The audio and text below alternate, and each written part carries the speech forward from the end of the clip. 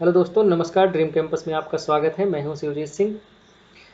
दोस्तों, current affairs के lecture series में आज हम इकोनॉमी वाला सेक्शन शुरू करने जा रहे हैं, लेकिन उसके पहले एक दो मुद्दे हैं, उस पर बात कर लेते हैं। सबसे पहला मुद्दा दोस्तों ये है कि एग्ज़ाम होगा कि नहीं होगा। तो बहुत सारे लोगों के अंदर ये कन्फ्यूजन है कि एग्ज़ाम होगा कि नहीं होगा। एक्चुअली ऐसे लोग ज़्यादा परेशान हैं जिनकी थोड़ी सी तैयारी अभी कमज़ोर चल रही है, पीछे चल रहे हैं थोड़ा बहुत। तो वो लोग सोच रहे हैं कि थोड़ा सा और पोस्टपोन हो जाए तो मज़ा ही आ जाए। लेकिन देखिए, मेरे हिसाब से, मेरी समझ से एग्ज़ाम हो रहा है और आप जो है तैयारी करिए। बाकी प्रभात सर के ऊपर है, वो क्या करते हैं कैसे करते हैं, उसी के हिसाब से हम लोग भी काम कर लेंगे अपना। अगर और टाइम मिल जाता है तो बढ़िया है, अगर नहीं मिलता है तो हमारी तैयारी तो हो ही रही है। थोड़ा सा आप देखिए, क्या है कि अपनी इंटेंसिटी को आप कम मत कीजिए, अपने एफर्ट्स को आप कम मत कीजिए।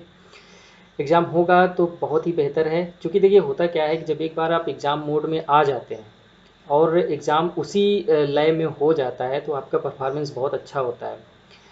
और अगर ऐसा हो कि आप तैयारी कर रहे हैं, पूरे ज़ोर शोर से लगे हुए हैं और अचानक से आपको पता चलता है कि एग्ज़ाम डिले हो गया, केवल 1 महीने के लिए भी डिले हो गया, तब भी आपकी तैयारी अफेक्टेड हो जाती है। दोस्तों, ऐसा मैंने 2017 के मेंस के एग्ज़ाम के पहले ऐसा फेस किया था, क्योंकि जो लोग मेंस दिए हैं 2017 का वो जानते हैं कि 3 बार एग्ज़ाम टला, उसके बाद जाके हुआ, तो उसमें थोड़ा सा जो है परफॉर्मेंस अफेक्टेड रहा है।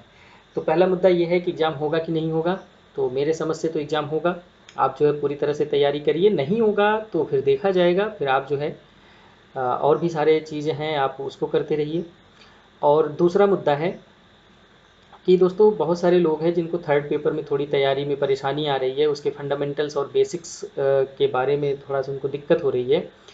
तो दोस्तों, एक चीज़ मैं आपको बता दूं कि जो मेंस का एग्ज़ाम होता है ना, उसमें इकोनॉमिक्स का बेसिक्स नहीं पूछता है कि आप जो है नेशनल इनकम बताइए, आप जीडीपी के डिफिनीशन बताइए, ये सब चीज़ें नहीं पूछेगा। तो आप इसके चक्कर में मत पड़िए। मेंस का जो सिलेबस है आप उसको देखिए। और दोस्तों, आपके लिए एक कह लीजिए कि जैसा भी है, जो भी आप समझ सकते हैं, सरप्राइज समझ सकते हैं, या फिर हमारी तरफ से डाई हार्ट बाई हार्ट वाला जो सपोर्ट होता है उसको आप समझ लीजिए। तो टेलीग्राम चैनल पे कल आपको कुछ चीज़ें मिलेंगी जो कि मज़ेदार होंगी, और उसको देख करके मैं गारंटी के साथ कह सकता हूँ कि आपके चेहरे पे मुस्कुराहट तो ज़रूर आएगी और आपको बहुत फ़ायदा होने वाला है। तो दोस्तों, जो लोग नए हैं, जो लोग पहली बार देख रहे हैं, उनसे मेरा यही निवेदन है कि अगर आपको फ़ायदा उठाना है, फ़ायदा लेना है, तो आप टेलीग्राम चैनल ज्वाइन कीजिए।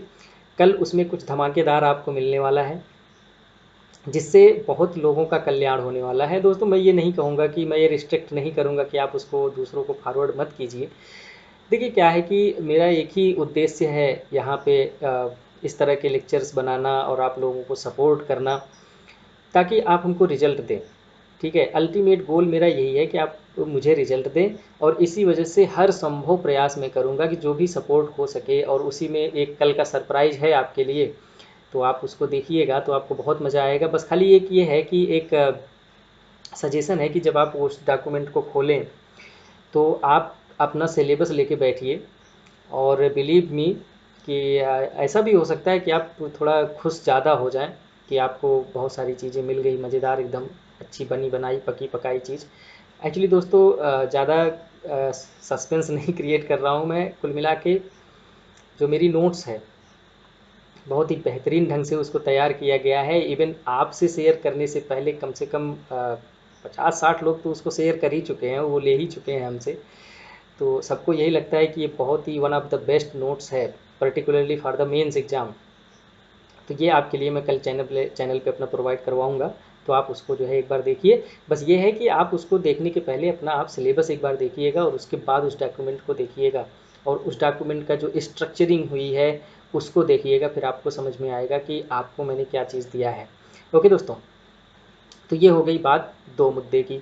यही दो मुद्दा था आज का। वैसे मुद्दे आते रहते हैं, मैसेज में मिलते रहते हैं, तो मैं उसको डिस्कस कर लेता हूँ यहाँ पे। ठीक है दोस्तों, देखिए मेरा अल्टीमेट गोल यही है कि एक तो देखिए क्या है ना कि हम डायरेक्टली आपसे तो कनेक्टेड है नहीं, मतलब हम डिजिटल मीडियम के थ्रू कनेक्टेड हैं, और कभी आपसे मैं मिला नहीं हूँ, आप हमसे कभी मिले नहीं हैं, पर्टिकुलरली हम एक दूसरे को जानते नहीं हैं, लेकिन दोस्तों हम लोग कनेक्टेड हैं। और ये जो कनेक्शन है ना, इसको मैं फ़ील करता हूँ और यही मुझे एनर्जी देती है कि मैं आपके लिए जितना भी हो सके उतना कर सकूँ, जितना भी बेहतरीन चीज़ें हैं मैं आपको प्रोवाइड करवा दूँ। ओके दोस्तों, तो जैसे ही जब आपका कमेंट आता है कोई अप्रिसिएबल कमेंट आता है तो मुझे बूस्ट मिलता है कि चलो ठीक है यार, लोग देख रहे हैं, लोग अप्रिसिएट कर रहे हैं, तो इससे एनर्जी भी आ जाती है, दोगुनी एनर्जी के साथ मैं काम करता हूँ। और एक मुद्दा दोस्तों ये है कि कल का लेक्चर आपका गैप हुआ, उसके लिए मैं क्षमा प्रार्थी हूँ। दोस्तों इकॉनमी वाला जो सेक्शन है ना, एक्चुअली इसमें पढ़ना ज़्यादा पड़ता है और निकलता बहुत कम है। तो मैं सिर्फ ऐसी चीज़ों को लाने की कोशिश करता हूँ जो एग्ज़ाम के लिए बेनिफिशियल भी हो, आपके लिए मार्क्स भी गेन कर सके, और ऐसे पॉइंट्स भी हों जो आसानी से आपको समझ में आ जाए, पढ़ने में आपको मज़ा भी आए। ठीक है, तो ऐसे पॉइंट्स को छाँटने में थोड़ा इकॉनमी में, चूँकि इकॉनमी है तो आप कितना मज़ेदार चीज़ ले आएंगे, कहाँ से ले आएंगे, तो उसमें थोड़ा सा वक्त लग गया, तो इसलिए एक दिन का गैप हो गया, तो उसके लिए क्षमा प्रार्थी हूँ।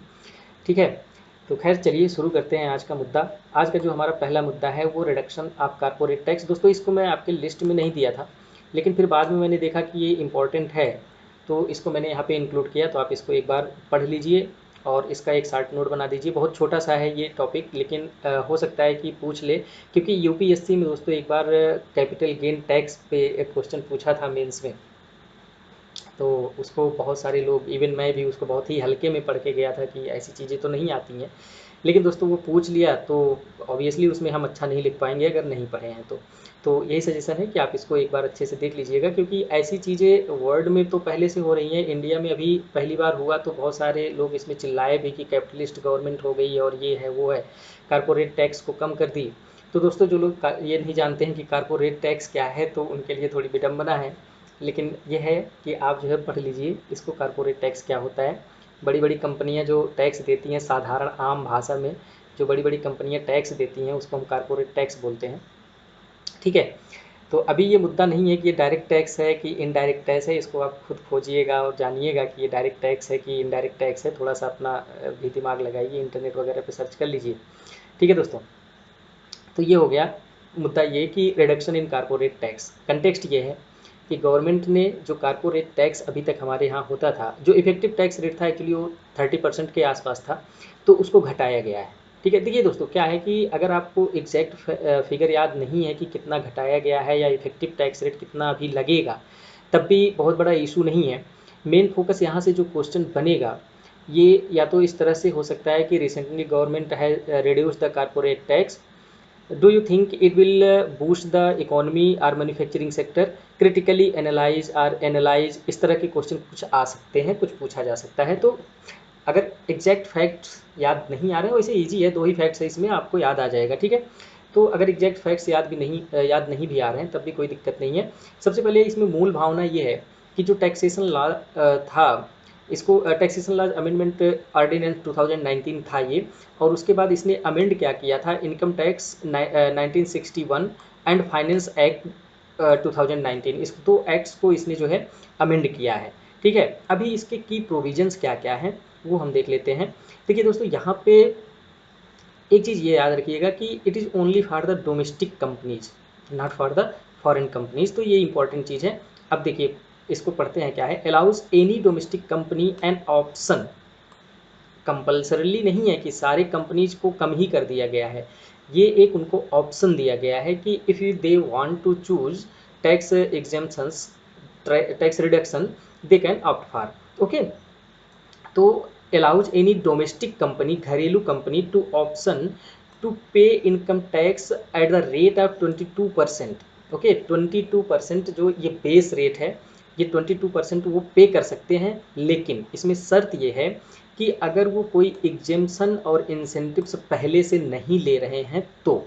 ठीक है, तो अगर कोई ऐसी घरेलू कंपनी है जो कि ये चाहती है कि वो टैक्स अपना कम पे करे, ऑब्वियसली लगभग सारी कंपनी चाहेंगी, ठीक है, तो वो 22% के रेट पे कर सकती हैं, लेकिन उनके साथ कंडीशन ये है कि उनके पास इसके अलावा और कोई एग्जेम्पशंस या इंसेंटिव नहीं होना चाहिए। ओके, तो इस तरह से जो 22% का बेसिक रेट है उसका जो इफेक्टिव रेट हो जाएगा वो हो जाएगा 25.17%। ठीक है दोस्तों, और इसके बाद no MAT is required minimum alternative tax अब उनको नहीं देना होगा, केवल 25%, इतना राउंड फिगर मान चलिए 25% टैक्स उनको देना होगा। ठीक है, और इसी तरह से देखिए ये मैट क्या होता है, मिनिमम अल्टरनेटिव टैक्स क्या होता है, इसकी एक्चुअली इसको अगर समझाने चलेंगे ना तो ये थोड़ा सा लेंदी हो जाएगा। इस तरह से आप समझ लीजिए कि जो गवर्नमेंट है वो कंपनीज पे 18 पॉइंट के समथिंग 18% के समथिंग मैट लगाती है, ताकि एक्चुअली होता क्या था, पहले बहुत सारी कंपनीज ऐसा करती थी कि वो रॉ मटेरियल अपनी कंपनी से खरीदी, फिर जो प्रोड्यूस हुआ वो अपनी कंपनी को ही बेचती, फिर जो वो प्रोड्यूस खरीदने वाला है वो भी वापस अपनी कंपनी को बेच दिया। तो तरह तरह की कंपनीज खोल करके एक साइकिल बनाते थे और लास्ट में ये दिखा देते थे कि हमको कोई प्रॉफिट नहीं हुआ है। तो जो मैट के पहले जो नियम था वो ये था कि आपके प्रॉफिट पे टैक्स लगना है। ठीक है, तो ऐसे वो क्या कर लेते थे, अपना टैक्स अवॉइड कर देते थे। ठीक है, तो उसके लिए गवर्नमेंट निकाली मैट कि आपको कुछ मिनिमम अल्टरनेटिव टैक्स देना ही देना है, जो कि 18% के राउंड फिगर में था, 18.5 या 18% ही है। ठीक है, तो ये हो गया कि अगर आप जो है इस तरह से टैक्स रिडक्शन का ऑप्शन चूज करते हैं और सारी क्राइटेरियाज आप फुलफिल करते हैं, तो आपका जो इफेक्टिव टैक्स रेट होगा वो क्या होगा, 25.7% होगा। और इसी तरह से जो मैन्युफैक्चरिंग सेक्टर होगा उसका जो है 17.01% का टैक्स उनको देना होगा। ठीक है, a company which does not opt for concessional tax regime and avails the tax exemptions or incentive shall continue to pay tax at the rate of pre amended rates. ठीक है, मतलब ये कि जो कंपनी नहीं ऑप्ट करती हैं कि हमको टैक्स रिडक्शन चाहिए या फिर टैक्स में हमको छूट चाहिए, तो वो जो प्री अमेंडेड उनका जो रूल है वो उसी रूल पे ही अपना टैक्स पे करती रहेंगी, लेकिन उनका जो मैट है, मिनिमम अल्टरनेटिव टैक्स है, वो 18.5% से घटा करके कितना कर दिया गया है, 15%। दोस्तों देखिए यही आ गया, मुझे थोड़ा सा कन्फ्यूजन हो रहा था कि मैट 18% है या 18.5% है,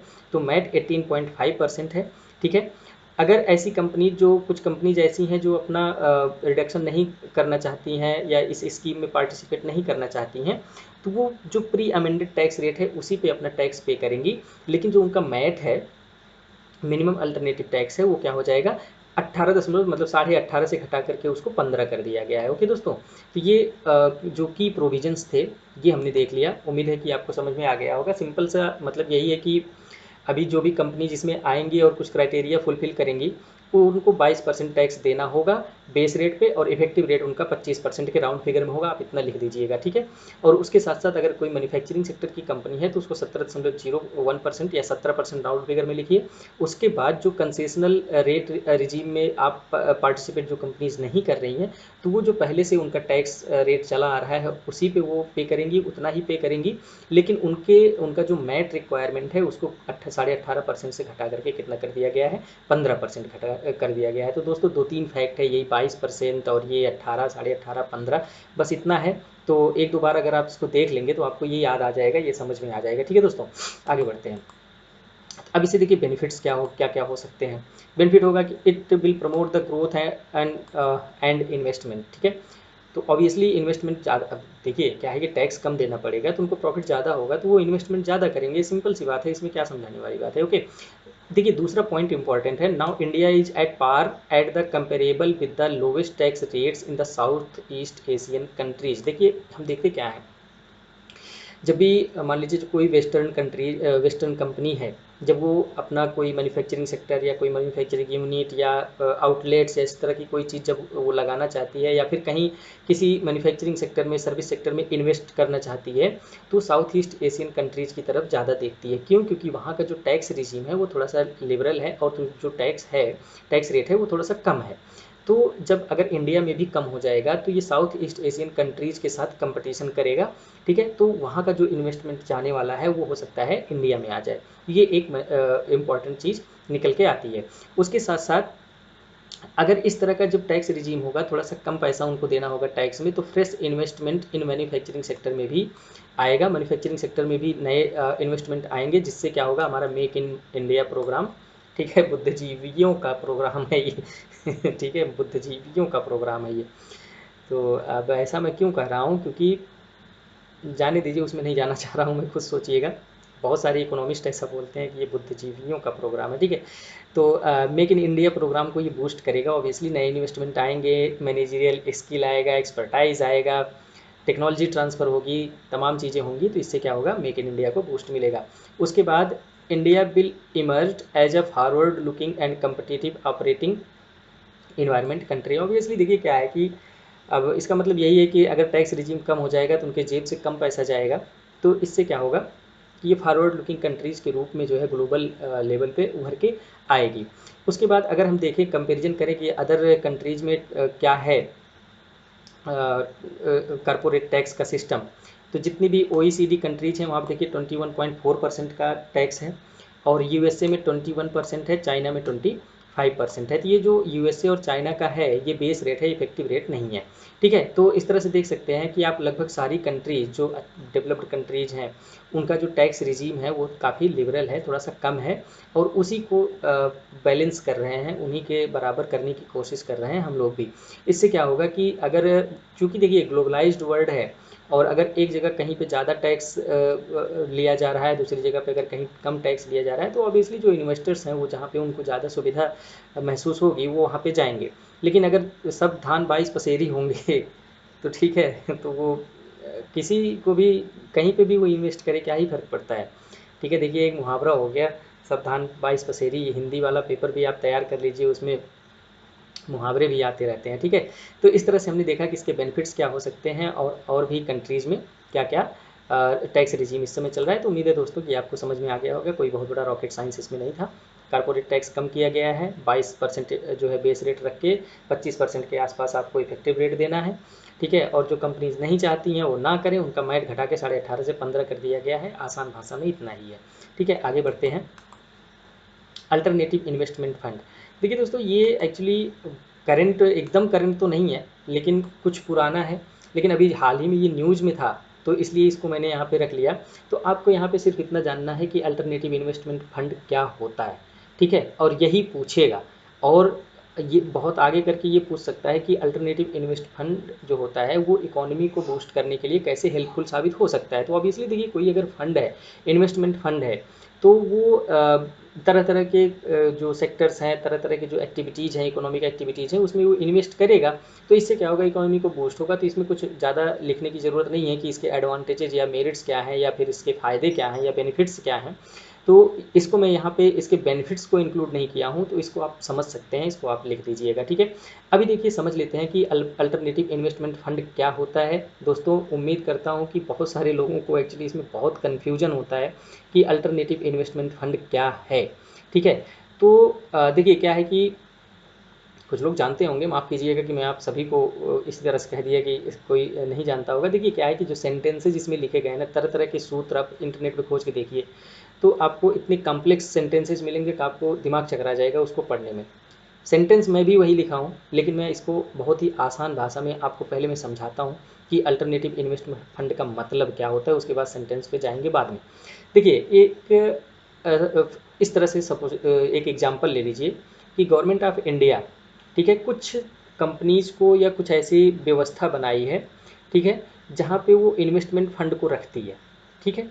अब इन सब इन्वेस्टमेंट फंड पे वो चाहे PFRDA, ठीक है, चाहे RBI, चाहे सेबी, या इस तरह के जो भी रेगुलेटरी बॉडीज़ हैं, उनको उनके अधीन में दे देती है कि आप जो है इसको रेगुलेट करिए, आप इसके लिए गाइडलाइंस जारी कीजिए, आप इसका जो भी ऑब्जर्वेशन हो रहा है वो सब करिए, ठीक है। स्वामित्व तो गवर्नमेंट के पास है, लेकिन उसके जो नियम कानून होते हैं, जो कायदे कानून होते हैं, वो कौन तय करता है, जो भी रेगुलेटरी अथॉरिटीज़ हैं, ठीक है। एक मुद्दा ये समझ में आ गया कि एक गवर्नमेंट, एग्जाम्पल के रूप में ले लीजिए कि कोई ऐसा फंड है, इन्वेस्टमेंट फंड है, जिस पे गवर्नमेंट बॉडीज़, जो स्टेचुटरी बॉडीज़ हैं, उनका जो रेगुलेटरी फ्रेमवर्क है उस पर उनका लागू होता है, वो उनके अंडर में होते हैं, उनके गाइडलाइंस पे काम करते हैं। एक ये हो गया। दूसरा ये हो गया, सपोज दैट कि कुछ कंपनीज मिल गई, कुछ ट्रस्ट आके मिल गए। अब समझ लीजिए ना इस तरह से कि एक, अच्छा जो लोग गांव में रहते हैं ना, उनको ये पता होगा, मुझे नहीं पता कि आप लोग कितने लोग गांव में रहते हैं, लेकिन जो लोग गांव में रहते हैं ना उनको ये पता होगा कि एक प्रोग्राम चलता है देसी का प्रोग्राम गांव में। इसमें होता क्या है कि कुछ लोग होते हैं, 150 लोग गांव के मिलते हैं, जिनके पास कम पैसा होता है, तो वो क्या करते हैं कि हर हफ्ते या हर 20 दिन पे या 1 महीने पे 50 रुपये का 100 रुपये का एक फिक्स होता है कि आप लोग जो है एक पूल करिए, ठीक है। तो सब लोग जा करके उसमें जमा कर देते हैं। फिर उसके बाद उसमें से क्या होता है कि जिनको ज़रूरत होती है, जितनी पैसे की ज़रूरत होती है वो उनको निकाल के दे देते हैं। तो जिनका काम हुआ होना होता है उनका काम हो जाता है, फिर वो धीरे धीरे उसको वापस जमा कर देते हैं। और जो 100 रुपया हर महीने या हर 20 दिन पे जमा करना है लोगों को, वो लोग वो जमा करते रहते हैं। तो इससे क्या हुआ कि अगर किसी व्यक्ति को मान लीजिए कि शादी में मोटरसाइकिल देना है, तो वो उसको मोटरसाइकिल खरीद के दे देगा और उसके ऊपर कोई इंटरेस्ट भी नहीं लगेगा, ठीक है। और उसको पैसा भी मिल जाएगा, उसका काम भी हो जाएगा। तो ये जो आप सोचिए कि ये जो गांव के स्तर पे हो रहा है, तो इस पे तो आरबीआई तो नहीं देख रही है कि ये क्या हो रहा है, या फिर आरबीआई उसका नियम नहीं बना रही है, या फिर पीएफआरडीए या आईआरडीए उसका नियम नहीं बना रही है, ठीक है। तो ये फंड जो हो गया ना, ये अल्टरनेटिव इन्वेस्टमेंट हो गया। दोस्तों इतने आसान भाषा में मुझे नहीं लगता कि कोई समझा पाएगा आपको। अगर अब भी नहीं समझ में आया तो फिर कुछ ना कुछ तो समस्या है। ठीक है। तो इस तरह के जो फंड अब जो है थोड़ा सा प्रोफेशनल लैंग्वेज में आते हैं कि any investment fund created by any company or trust or any other bodies which does not comes under the regulatory framework of the regulatory authorities like IRDA, PFRDA, RBI etc.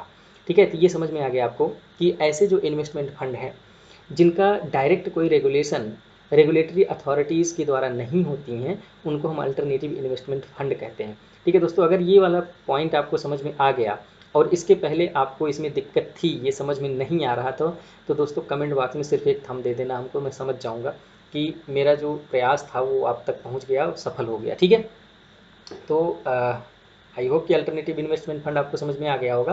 देखिए ऐसे कोई funds, ऐसे कोई investment fund जो कि private लोग pool किए हों, कोई ट्रस्ट पूल किया हो, कोई कंपनी या लिमिटेड लाइबिलिटी पार्टनरशिप इस तरह से मिल करके पूल किए हों और वो तरह तरह के इकोनॉमिक एक्टिविटीज़ में इन्वेस्ट कर रहे हों, और इनका जो डायरेक्ट रेगुलेटरी फ्रेमवर्क है वो किसी भी रेगुलेटरी अथॉरिटीज़ के थ्रू नहीं आती हो, या फिर इस तरह से कह लीजिए कि इनका जो रेगुलेशन है कोई रेगुलेटरी अथॉरिटी नहीं करती हो, ऐसे जो फंड होते हैं उनको हम अल्टरनेटिव इन्वेस्टमेंट फंड बोलते हैं। ओके।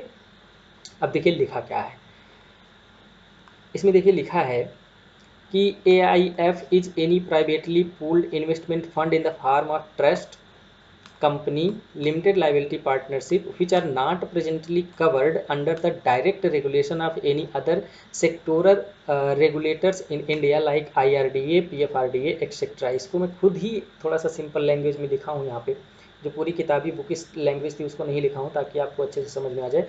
उसके बाद hence in India AIF is private fund, ठीक है, ये प्राइवेट फंड है, which are otherwise not coming under the jurisdiction of any regulatory agency of India. ठीक है, समझ में आ गया होगा आपको।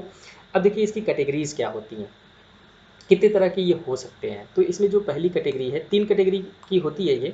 इसमें जो पहली कैटेगरी होती है, जैसे कोई स्टार्टअप्स में, अगर कोई फंड ऐसा है कि जो स्टार्टअप्स में इन्वेस्ट कर रहा है या अर्ली स्टेज वेंचर कर रहा है, मतलब कि कोई कंपनी स्टार्ट हो रही है उसके अर्ली स्टेज में इन्वेस्टमेंट कर रहा है, तो इसको जो है पहली कैटेगरी बोलते हैं।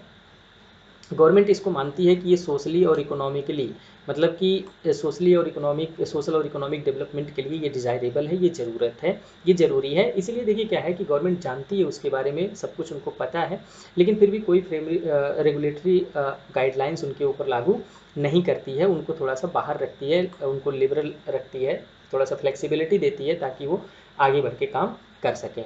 ये हो गया कैटेगरी फर्स्ट। अभी देख लेते हैं पहले कैटेगरी 3। ठीक है। कैटेगरी 3 में दोस्तों ऐसे फंड्स आते हैं जो कि लिस्टेड या अनलिस्टेड कंपनीज में, लिस्टेड या अनलिस्टेड कंपनीज या डेरिवेटिव्स में अपना इन्वेस्टमेंट करते हैं। ठीक है, प्राइवेटली पूल्ड हैं ये, लेकिन ये जो है अपना जो इन्वेस्टमेंट करते हैं वो लिस्टेड कंपनीज या अनलिस्टेड कंपनीज में करते हैं, ज़्यादातर वो लिस्टेड कंपनीज में करते हैं। तो ये तीसरा हो गया। तो इसका एग्जाम्पल हो गया आपका hedge fund, private investment in public equity fund. ठीक है, तो इस तरह की चीज़ों में वो इन्वेस्ट करते हैं। अभी हम देखते हैं जो दूसरा मुद्दा है वो क्या है, दूसरा वाला क्या है। दूसरे वाले में आपको कुछ नहीं लिखना है कि इन 2 कैटेगरीज में जो नहीं आते हैं, मतलब पहले और तीसरे की कैटेगरीज में जो नहीं आते हैं, वो दूसरी कैटेगरीज के AIF होते हैं। ठीक है, इनका जो खासियत है वो क्या है, they do not undertake borrowing other than meet day to day operational requirements, ठीक है, as permitted in the SEBI rule 2012। ये जो है ना बहुत ज़्यादा लोन नहीं देते हैं या फिर बहुत ज़्यादा लोन नहीं लेते हैं, ठीक है। ये केवल अपना जो डे टू डे काम है 150 रुपया लेना है वही लेते हैं, ठीक है, बाकी और ये नहीं लेते हैं या फिर कहीं और इस तरह से इन्वेस्टमेंट नहीं करते हैं। तो इसका जो एग्जांपल है वो देखिए रियल इस्टेट है। ऑब्वियसली रियल इस्टेट में मजदूरों को पैसा देना है तो वो डे टू डे वर्क में आता है, तो उस चीज़ के लिए अगर पैसा लेना है, ठीक है। उसके बाद प्राइवेट इक्विटी फंड, जैसा कि हमने कैटेगरी 3 में देखा, वो पब्लिक इक्विटी फंड है, मतलब लॉन्ग टर्म के लिए भी हो सकता है। ओके, एक तो ये प्राइवेट इक्विटी फंड में इन्वेस्ट करते हैं। तो उम्मीद है मुझे ये तीनों कैटेगरी आपको समझ में आ गई होगी। अल्टरनेटिव इन्वेस्टमेंट फंड यही है, सिंपल सी बात है कि अगर वो कोई रेगुलेटरी अथॉरिटी में नहीं आ रही है, उसके गाइडलाइंस के अंदर काम नहीं कर रही है, और ये प्राइवेटली पूल्ड है, किसी ट्रस्ट के द्वारा बनाया गया है, किसी कंपनी के द्वारा दो चार कंपनी मिलकर बनाई है, ठीक है, तो ऐसे को हम एआईएफ बोलते हैं। और ये 3 कैटेगरीज की होती हैं। पहला जो कैटेगरी होता है वो स्टार्टअप्स और अर्ली स्टेज में इन्वेस्ट करते हैं। तीसरा जो कैटेगरी होता है वो लिस्टेड और या अनलिस्टेड कंपनीज में करती है, ठीक है। और जो दूसरी कैटेगरी होती है वो पहले और तीसरे में अगर नहीं आती है तो वो दूसरे में आती है, और ये केवल रोज़मर्रे के कार्य के लिए ही पैसा लेते हैं या पैसा देते हैं, ठीक है। ये हो गया आसान भाषा में अल्टरनेटिव इन्वेस्टमेंट फंड। उम्मीद करता हूँ कि आपको ये समझ में आ गया होगा। ओके, आगे बढ़ते हैं। तो ये हो गया तीसरा। बेनिफिट्स देखिए, इसका हमने बताया नहीं कि बेनिफिट्स आप इसको खुद से ही समझ के लिख सकते हैं कि इन्वेस्टमेंट की ज़रूरत तो हर जगह होती है। ओके, अगला देखिए, एक छोटा सा मुद्दा है, रेलवे का प्राइवेटाइजेशन हो रहा है। तेजस एक्सप्रेस चल गई दिल्ली से लखनऊ तक, तो ये प्राइवेटाइजेशन का स्टार्ट हो गया। इसके पहले दोस्तों कंटेक्स्ट ये भी था कि अमिताभ कांत की कमेटी बनी थी और उन्होंने ये कहा था कि 50 रेलवे स्टेशन को हम प्राइवेट कंपनीज़ को दे देंगे, और उसका जो ऑपरेशनल मैनेजमेंट और ऑपरेशनल जो भी फंक्शंस होंगे वो कौन करेगा, प्राइवेट कंपनीज करेंगी। देखिए दोस्तों क्या है ना, अभी बड़ी समस्या होती है कि लोगों से बहस करो, उनको समझाओ, उनको बात बताओ पूरी तरह से, तो बड़ा अजीब लगता है, तो इसलिए समझाना ही छोड़ दिया, ठीक है। तो देखिए होता क्या है कि गवर्नमेंट का जो फोकस है ना, डेमोक्रेटिक और सोशलिस्ट गवर्नमेंट का जो मेन फोकस होना चाहिए, जो मेन फोकस होता है एक्चुअली, वो ये होता है कि वो सोशल वेलफेयर करे, ठीक है। जो मार्जिनलाइज्ड पीपल हैं, जो पुअर पीपल हैं, उनकी भलाई के बारे में ज़्यादा सोचे, ठीक है। तो इसके पर्पज़ से वो ऐसे प्रोडक्शन में, ऐसे कामों में अपने आप को या अपना पैसा इन्वेस्ट करे, अपना टाइम इन्वेस्ट करे, अपनी पॉलिसीज, स्कीम्स, प्रोग्राम्स बनाए, जिससे ज़्यादा फायदा किसको हो, पुअर और मार्जिनलाइज्ड पीपल को हो, ठीक है। और कुछ ऐसे सेक्टर्स हैं जिनका क्या कहते हैं कि डायरेक्ट इम्पैक्ट गरीबों पे नहीं पड़ता है, तो ऐसे चीज़ों को क्या कर देना चाहिए, प्राइवेटाइज कर देना चाहिए, उसमें कोई हर्ज नहीं है। जहाँ पे ज़रूरत नहीं है, कि जहाँ पे ये डायरेक्ट इन्वॉल्वमेंट गरीबों का नहीं है, तो वहाँ पे प्राइवेटाइजेशन कर देना चाहिए। अच्छा आप ये बताइए, अगर डिफेंस सेक्टर में प्राइवेटाइजेशन हो रहा है तो इससे क्या परेशानी है, ठीक है। अमेरिका का पूरा डिफेंस सेक्टर ही प्राइवेट सेक्टर पे चलता है, ठीक है। तो ऐसे देखिए, इसको बोलते हैं कोर सेक्टर और नॉन कोर सेक्टर। तो जो कोर सेक्टर है जिसमें सोशल और इकोनॉमिक डेवलपमेंट आता है समाज का, उसको गवर्नमेंट ऑपरेट करे, उसके बारे में गवर्नमेंट स्कीम पॉलिसीज बनाए। और जो नॉन कोर सेक्टर है उसको प्राइवेटाइजेशन करवा दे। प्राइवेटाइजेशन करवाने से उनको जो है थोड़ा सा टाइम भी मिल जाएगा, स्पेस भी मिल जाएगा सोचने के लिए, और प्रॉफिट भी आता रहेगा, क्योंकि टैक्स तो लेंगे ही लेंगे, ठीक है। बिना कुछ किए कराए घर बैठे पैसा मिल रहा है, क्या परेशानी है। तो ये मुद्दा है। लेकिन अभी जो रेलवे का प्राइवेटाइजेशन है, इसमें बहुत चिल्लफू मची भी थी। इसका कारण भी है और मचना भी चाहिए थोड़ा बहुत। देखिए क्या है कि जो रेलवे है ना, रेलवे सबसे ज़्यादा गरीब लोग ही यूज करते हैं, सेकंड क्लास, स्लीपर क्लास, और जो भी है चालू में चले जाते हैं, ठीक है। तो इस तरह से चीज़ें जो है ना प्राइवेट लोग, सॉरी, जो पुअर पीपल हैं वो ज़्यादा यूज करते हैं। तो ऐसे में देखिए प्राइवेटाइजेशन करना अच्छी बात है। आप ऑपरेशनल जो भी चीज़ें हैं उसको प्राइवेट कंपनीज़ को दीजिए, ठीक है, और जो उसकी मैन्युफैक्चरिंग है वो दीजिए, सारी चीज़ें दीजिए, लेकिन ये एक रेगुलेटेड मैनर में होना चाहिए, ताकि इनको एक सिंक में रखा जा सके कि थर्ड टायर वाले जो हैं उनका जो क्या रेगुलेशन होना चाहिए, क्या प्राइस होना चाहिए, जो सेकंड क्लास वाले हैं उनका क्या प्राइस होना चाहिए, तो इनको एक सिंक में लेके चलना चाहिए।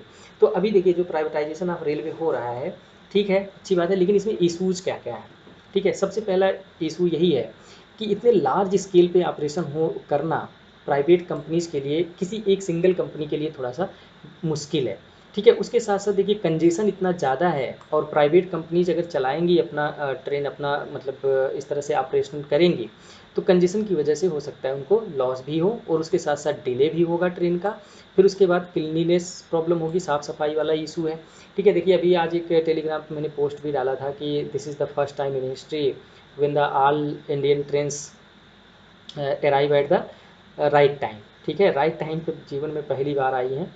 इसके पहले 99 पॉइंट समथिंग कुछ था उसमें, तो उसमें एक ट्रेन डिले हो गई थी। लेकिन अभी जो है 2 जुलाई को ऐसा हुआ है कि सभी ट्रेनें टाइम से आई हैं, टाइम से अपनी डेस्टिनेशन पे पहुंची हैं। तो ये हिस्ट्री में पहली बार हुआ है। ठीक है, तो इस तरह की डिले विले वाली चीज़ें जो है प्राइवेटाइजेशन करने पे थोड़ा सा इशू बढ़ेगा।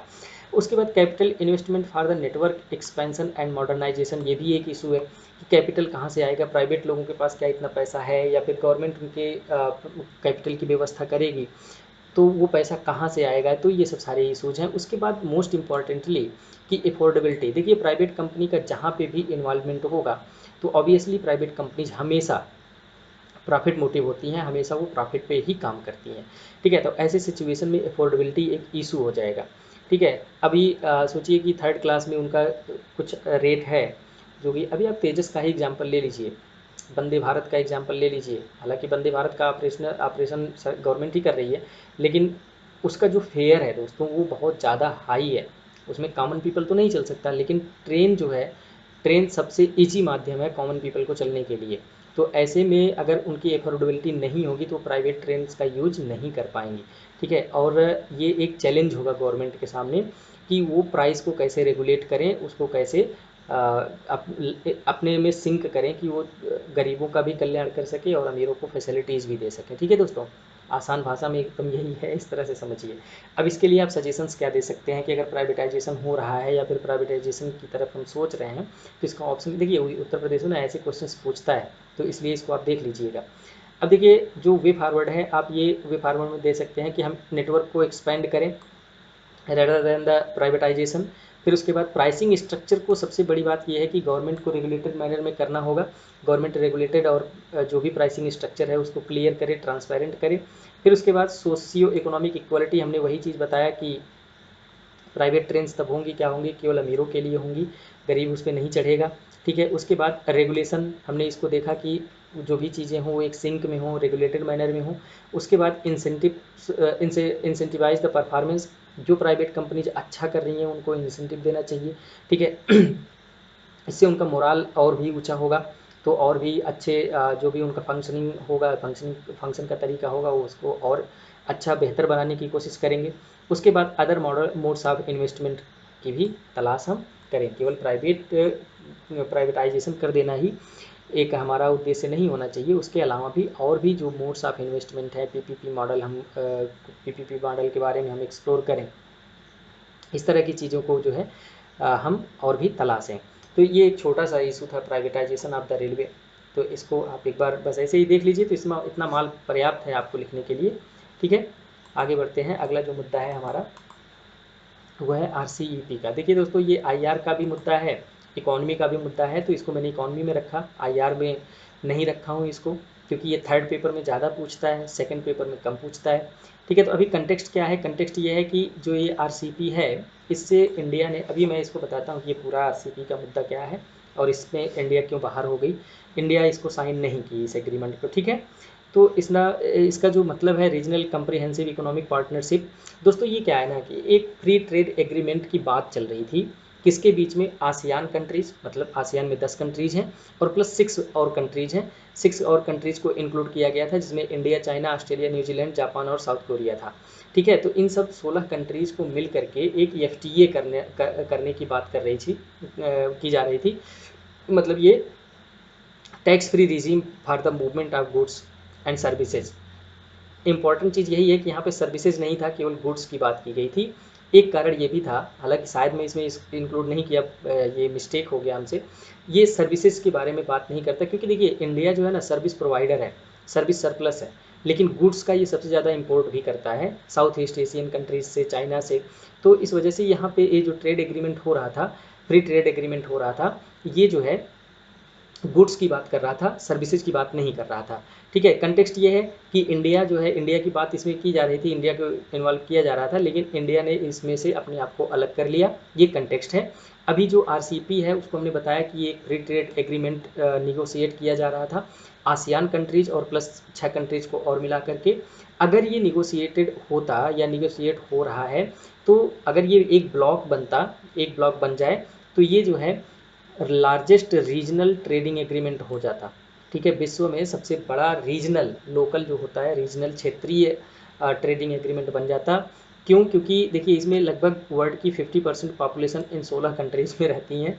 उसके साथ साथ 30% ऑफ ग्लोबल जीडीपी यहाँ पे होती है इन 16 कंट्रीज़ में, और उसके साथ साथ 25% वर्ल्ड एक्सपोर्ट इन्हीं 16 कंट्रीज से होता है। ठीक है, तो ये हो गया आरसीईपी। आपको आसान भाषा में समझ में आ गया होगा कि ये एक फ्री ट्रेड एग्रीमेंट था आसियान कंट्रीज प्लस 6 मोर कंट्रीज के बारे में। और ये जो ब्लॉक बन जाता तो ये काफ़ी बड़ा ब्लॉक बनता, इवन रीजनल लेवल पे ये सबसे लार्जेस्ट होता वर्ल्ड में। क्यों? क्योंकि इसका जो पॉपुलेशन बेस है वो लगभग वर्ल्ड का 50%, GDP base 30% and world export base 25% का होता। ठीक है, अभी हम इसमें देख लेते हैं कि इंडिया जो है बाहर क्यों निकला। ठीक है, मेन मुद्दा था कि जो इसमें 16 कंट्रीज हैं उसमें से लगभग 11 कंट्रीज, ठीक है, इंडिया के अलावा इसमें जो 15 कंट्रीज हैं, इसमें 11 कंट्रीज के साथ इंडिया ट्रेड डेफिसिट में है। ट्रेड डेफिसिट का मतलब ये कि हम इन 11 कंट्रीज से एक इम्पोर्ट ज़्यादा करते हैं, एक्सपोर्ट कम करते हैं। तो ऐसे में फ़ायदा किसको होगा फ्री ट्रेड एग्रीमेंट का? फ़ायदा उसको होगा जो एक्सपोर्टिंग कंट्री है। ठीक है, जो एक्सपोर्ट कर रही है, जो इम्पोर्ट कर रही है, उसको तो कोई फ़ायदा नहीं, उल्टा नुकसान है। ठीक है, क्यों? क्योंकि जो अभी तक दूसरी कंट्री से जो भी सामान आ रहा है उस पर हम क्या कर रहे हैं, कस्टम ड्यूटीज़ वगैरह लगा रहे हैं। तो अगर फ्री ट्रेड एग्रीमेंट हो जाएगा तो कस्टम ड्यूटी जीरो हो जाएगी, तो इससे उनका जो माल होगा वो और चीप हो जाएगा और डोमेस्टिक जो इंडस्ट्रीज होंगी वो हर्ट हो जाएंगी। ठीक है, तो जो सबसे बड़ा मुद्दा था वो यही था कि 11 कंट्रीज के साथ हमारा ट्रेड डेफिसिट है, जिसमें चाइना सबसे ज़्यादा है। चाइना के साथ हमारा सबसे ज़्यादा ट्रेड डेफिसिट है। उसके बाद अगर टैरिफ कम हो जाता, अभी तो चाइनीज़ मार्केट पूरा भरा हुआ है, चाइनीज़ के सामानों से हमारा मार्केट भरा हुआ है। अगर इसके बाद भी टैरिफ अगर और भी कम कर दी जाएगी तो चाइना क्या कर देगा, और भी अपने सामान को यहाँ पे भर देगा। तो इससे जो डोमेस्टिक इंडस्ट्रीज़ हैं उनका कम्पिटिटिवनेस ही खत्म हो जाएगा, उनका कोई वैल्यू ही नहीं रह जाएगी। ठीक है, कम दाम पे अच्छा फ़ोन मिलेगा तो आदमी ऑब्वियसली उसमें खरीदेगा, क्योंकि कॉमन जनता तो केवल सस्ता और टिकाऊ चाहती है। ठीक है, उसके बाद दोस्तों जो तीसरा मुद्दा सबसे बड़ा था वो सर्विस सेक्टर का था। इस निगोशिएशन में सर्विस सेक्टर की बात नहीं की गई थी। ठीक है, तो ये एक इशू इंडिया के साथ था। उसके बाद दोस्तों जो अगला मुद्दा था वो ट्रांसफ़र ऑफ टेक्नोलॉजी का था। मतलब ये कि सामान हमसे ले लो, ये मत पूछो कि वो बना कैसे है। ठीक है, देखिए जो काउंटर मास्टरिंग होती है उसमें इंडिया बहुत आगे है। लेकिन जो भी इश्यूज़ हैं टेक्नोलॉजी ट्रांसफ़र को लेकर के, इंडिया ये कह रहा था कि जो भी चीज़ें आप हमको इंपोर्ट कर रहे हैं, ठीक है, गुड इनफ, कोई दिक्कत नहीं है, लेकिन उसके साथ साथ हमको जो है ना एक किताब भी दे दो, ये भी बता दो कि ये कैसे कैसे हुआ है, ताकि हमारे यहाँ जो इंडस्ट्रियलाइजेशन हो रहा है, जो स्टार्टअप्स हैं वो सीख सकें आपसे और खुद के लिए भी डेवलपमेंट कर सकें। तो वो लोग क्यों मानेंगे? नहीं माने, वो लोग कहे कि भाई हमारी टेक्नोलॉजी मैं नहीं दूंगा, सामान आपको खरीदना है तो खरीदो। तो ये एक इशू था, इस पर बात नहीं बनी। दूसरा था एग्रीकल्चरल टैरिफ। आप जानते ही हैं कि एग्रीकल्चर में वी आर सेल्फ सफिशिएंट, कम से कम चावल गेहूँ तो हमको आराम से मिल ही रहा है। ठीक है, तो इसमें जो बात की जा रही थी वो इवन जीरो करने की बात किया जा रहा था कि जो एग्रीकल्चरल एक्सपोर्ट पे टैक्स लगेगा वो जीरो कर देना है, कितने साल में, 15 साल में। तो ऑब्वियसली अगर इंडियन मार्केट में जो सस्ते चीज़ आ जाएंगे, सस्ते एग्रीकल्चरल प्रोड्यूस आ जाएंगे, तो एक तो हमारा एग्रेरियन क्राइसिस वैसे भी चल रहा है, दूसरे और भी क्राइसिस आ जाएगा कि सस्ते माल आ जाएंगे, डंप हो जाएगा, यहाँ पे चीज़ें डंप होने लगेंगी। ठीक है, तो इससे जो हमारा लोकल इंडस्ट्री है, जो एग्रो बेस्ड इंडस्ट्रीज हैं वो काफ़ी हर्ट होंगी। इवन एग्रीकल्चर जो फार्मर सेक्टर है, जो फार्मर है वो काफ़ी हर्ट होगा। तो यहाँ पे भी हमारी बात नहीं बन पाई। उसके साथ साथ दोस्तों जहाँ पे एग्रीकल्चर आएगा वहाँ पे डेयरी इंडस्ट्री भी आएगा ऑब्वियसली, क्योंकि Indian dairy is doing very well.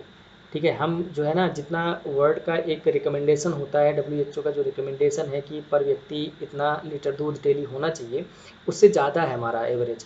हालांकि हर घर में नहीं मिलता है, वो अलग बात है, लेकिन अगर उसका एवरेज हम देखते हैं तो एवरेज जो है हमारा, जो WHO रिकमेंड करता है उससे ज़्यादा है। अगर हम इसमें निगोशिएट कर रहे हैं, डेयरी प्रोडक्ट का अगर हम टैक्स कम कर रहे हैं, तो हम जानते हैं कि ऑस्ट्रेलिया और न्यूजीलैंड में जो रैंचिंग होता है दोस्तों, वहाँ पे तो बड़े बड़े फार्म्स हैं जहाँ पे केवल गायों को और भैंसों को पाला जाता है। तो इस तरह से जो डेयरी प्रोडक्ट है वो काफ़ी डंप होने लगेगा इंडिया में, तो यहाँ पे भी हमारी बात नहीं बन पाई। उसके बाद most importantly movement of labour issues. हमारे यहाँ तो लोग भर भर के पड़े हैं, बेरोज़गार पड़े हैं, उनको तो काम चाहिए। तो इंडिया ये बात कर रहा था कि जो मूवमेंट है लेबर का एक कंट्री से दूसरी कंट्रीज़ में, उसको काफ़ी फ्लेक्सिबल बनाया जाए, लिबरल बनाया जाए, ताकि हमारे यहाँ के लोग यहाँ पे आकर के काम कर सकें और आपके लोग हमारे यहाँ जा कर के काम कर सकें। ठीक है, देखिए जापानीज़ लोग तो अपने यहाँ आएंगे नहीं काम करने, बहुत ही रेयरली आते हैं, लेकिन इंडिया के लोग जापान में जाके काम करेंगे ना। तो ऐसे इशूज़ को ये थोड़ा सा फ्लेक्सिबल बनाना चाहता था इंडिया, लेकिन और जो कंट्रीज़ थी वो इस बात को नहीं मानी। तो कुल मिला के अगर ये देखा जाए तो हालांकि कुछ फ़ायदे भी होते आरसीईपी से, लेकिन कुल मिला के अगर ये देखा जाए तो अगर आरसीईपी इंडिया साइन करता तो उसको कहीं ना कहीं नुकसान हो जाता। अब आप ये सब चीज़ें देख सकते हैं कि इन सब चीज़ों पे बात नहीं बनी। अगर इन सब चीज़ों पे बात बन जाती तो गुड इनफ था, तो फिर इंडिया आगे बढ़ता, लेकिन इन सब चीज़ों पे बात नहीं बन पाई। ठीक है, तो इससे ये समझ में आ रहा है कि कहीं ना कहीं जो है लॉस हो रहा था इंडिया का इसके सौदे में, इसलिए इंडिया अपने आप को यहाँ से बाहर कर लिया। अभी इंडिया को इससे बाहर होने से लॉस क्या क्या होंगे ये सब तो मान लीजिए अगर होता तब लॉस होता, लेकिन अभी नहीं इंडिया है उसमें, तो इसकी वजह से क्या इंडिया मतलब किस चीज़ को मिस कर दी, इस तरह से आप समझिए। तो सबसे पहला देखिए, एक्ट ईस्ट पॉलिसी, हमेशा लुक ईस्ट पॉलिसी को करंट गवर्नमेंट ने चेंज कर दिया एक्ट ईस्ट पॉलिसी पे। मतलब ये कि अभी हम केवल उनकी तरफ देखेंगे नहीं, हम उन वहाँ पे जा करके उनके साथ मिल करके उनके यहाँ पे उनके घर में काम भी करेंगे। ठीक है, तो ये जो पॉलिसी है, इसका जो उद्देश्य है, इसका जो ऑब्जेक्टिव है, ये कहीं ना कहीं एडवर्सली इफेक्टेड होगी। ठीक है, मतलब इस तरह के रवैये से, इस तरह की नीतियों से, तो वहाँ की भी गवर्नमेंट या फिर वहाँ के लोग इस तरह से थोड़ा सा नेगेटिव कोनोटेशन हो सकता है, नेगेटिव माइंडसेट भी बन सकता है। तो एक्ट ईस्ट पॉलिसी जो है थोड़ा बहुत हर्ट होगी। उसके बाद opportunity to integrate itself with in Asian trade regionalism. अभी अगर इंडिया नहीं है तो 15 कंट्रीज़ तो आपस में मिलकर काम करेंगे ही, क्योंकि उनकी जो इकॉनमी है ऑलमोस्ट सेम है चाइना को छोड़ करके। ठीक है, तो जो इंटीग्रेटेड एक मूवमेंट होता है, इंटीग्रेटेड मार्केट डेवलप होता, इंटीग्रेटेड एक रीजनल ब्लॉक बनता, उससे क्या हो गया, इंडिया जो है बाईकाट हो गया, इंडिया अलग हो गया। देखिए, ब्लॉक बनने से एक फ़ायदा ये भी होता है कि जो WTO या वर्ल्ड लेवल पे, ग्लोबल लेवल पे जो भी ऑर्गेनाइजेशंस हैं, उसमें क्या हो सकता है, इन सब कंट्रीज़ का दबदबा हो सकता है बड़े ब्लॉक होने की वजह से। ठीक है, क्योंकि अगर बड़ा ब्लॉक है, एक्सपोर्ट का इतना ज़्यादा कंट्रीब्यूशन कर रहा है, जीडीपी में इतना ज़्यादा कंट्रीब्यूशन कर रहा है, तो ऑब्वियसली जहाँ पे भी अगर कुछ इस तरह के नियम कानून बनाने होंगे, नियम कानून बनाने की बात आएगी, वहाँ पे इनको वैल्यू दी जाएगी, इनकी बातों को सुना जाएगा। ठीक है, तो अगर इंडिया इसमें नहीं है तो इस अपॉर्चुनिटी को इंडिया मिस कर दी कि वो अलग थलग थोड़ा सा पड़ गई, वो 15 कंट्रीज अलग हो गई और ये इंडिया अलग हो गया। ओके, उसके बाद देखिए एमएसएमईज़ की जो प्रॉफिटेबिलिटी थी वो भी हर्ट होगी, क्योंकि एमएसएमईज़ हमने बताया कि लगभग 40% जो हमारा एक्सपोर्ट होता है वो एमएसएमईज़ के थ्रू आता है। तो अगर इस तरह के रिजीम होते, टैरिफ कम होता, तो जो एमएसएमईज़ का एक्सपोर्ट था वो बूस्ट करता, ऑब्वियसली बूस्ट करता, क्योंकि उनको कम दाम पे वहाँ पे अच्छा मार्केट मिल जाता। ठीक है, तो इस वजह से हमने देखा कि जो एमएसएमईज़ प्रॉफिटेबिलिटी थी वो भी हमारा थोड़ा बहुत नुकसान होगा, कम होगा। ठीक है, फिर उसके बाद मेक इन इंडिया वापस से बुद्धिजीवियों का स्कीम है, बुद्धिजीवियों का ये प्रोग्राम है, ये हर्ट हो ही जाता है हर जगह। ठीक है, कहीं ना कहीं ये अगर कोई एडवर्स पॉलिसीज़ बन रही है, कोई एडवर्स सिचुएशन आ रहा है, तो सबसे पहले ये और स्वच्छ भारत मिशन, ठीक है, ईज़ ऑफ डूइंग बिजनेस, ये 3 चीज़ें सबसे पहले हर्ट हो जाती हैं, बहुत जल्दी रूठ जाते हैं ये लोग। ठीक है तो ये सब चीज़ें हैं, आप इसको जो है लॉस में लिख सकते हैं। लेकिन इकोनॉमिस्ट का मानना है, बहुत सारे इकोनॉमिस्ट हैं ऐसा मानना है उनको, कि अगर किसी कंट्रीज़ को डेवलप करना है, किसी कंट्रीज़ के इकोनॉमी को डेवलप करना है, मैन्युफैक्चरिंग सेक्टर को बढ़ाना है, लेबर सेक्टर को बढ़ाना है, सोशल सिक्योरिटी बढ़ाना है, तो केवल फ्री ट्रेड एग्रीमेंट ही एक सलूशन नहीं है। ठीक है, वो और क्या सलूशन बताते हैं उसको देखते हैं। तो जो एक्सपर्ट हैं उनका मानना ये है कि आप चाहिए आप ग्रुप में मत जाओ, आप एक एक करके बात कर लो, बायलैटरल बात कर लो, क्या फ़र्क पड़ता है। ठीक है, हम आप एक बार सिंगापुर से डील कर लें, एक बार जापान से डील कर लें, चाइना से डील करना थोड़ा सा मुश्किल है। ठीक है क्योंकि उसके जो इम्पोर्ट एक्सपोर्ट हमारा है वो काफ़ी गैप है उसके बीच में। ठीक है। तो अलग अलग कंट्रीज़ के साथ हम बायलैटरल कर लें, तो ये भी एक ऑप्शन है। कोई ज़रूरत नहीं है हमको फ्री ट्रेड एग्रीमेंट करने का, या फिर हम जो भी कंट्रीज़ के साथ बायलैटरल बातचीत कर रहे हैं उनके साथ कुछ फ्लेक्सिबिलिटी कर लें जिससे हमको लगे कि ज़्यादा फ़ायदा होगा। डेयरी प्रोडक्ट में हम ऑस्ट्रेलिया न्यूजीलैंड के साथ ना करें, ठीक है, उनके साथ हम एमएसएमईज़ में कर लें, मैन्युफैक्चरिंग में कर लें, रियल इस्टेट में कर लें, ठीक है। इसी तरह से जो सिंगापुर है उनके साथ हम डेयरी में कर लें बायलैटरल ट्रेड एग्रीमेंट, तो इस तरह से काम बन सकता है, काम हो सकता है।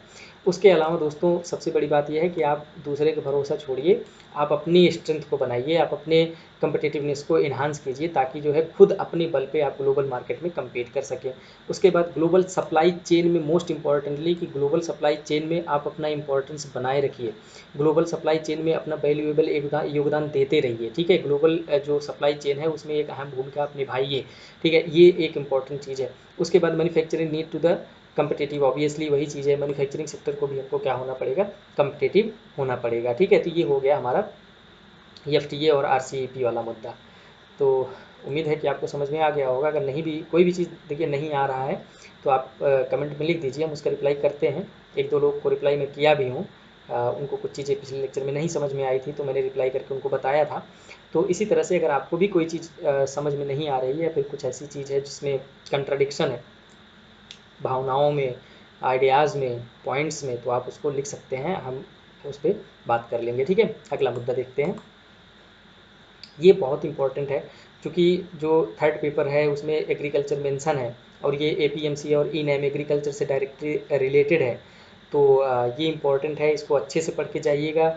अगर डायरेक्ट क्वेश्चन नहीं भी पूछता है तो जहाँ पे भी आपको मौका मिले, जहाँ पे भी आपको टाइम मिले, एग्रीकल्चर के बैकवर्डनेस में, एग्रीकल्चर सेक्टर के ड्रॉबैक्स में, फार्मर्स का जो प्लाइट हो रहा है उसमें, तो ये सब चीज़ें आप उसमें वहाँ पे घुसा सकते हैं, लिख सकते हैं, ठीक है। तो अभी देखते हैं इसका कंटेक्स्ट क्या है। कंटेक्स्ट दोस्तों ये है कि एपीएमसी जो बनाया गया था, ठीक है, वो फेल हो गया।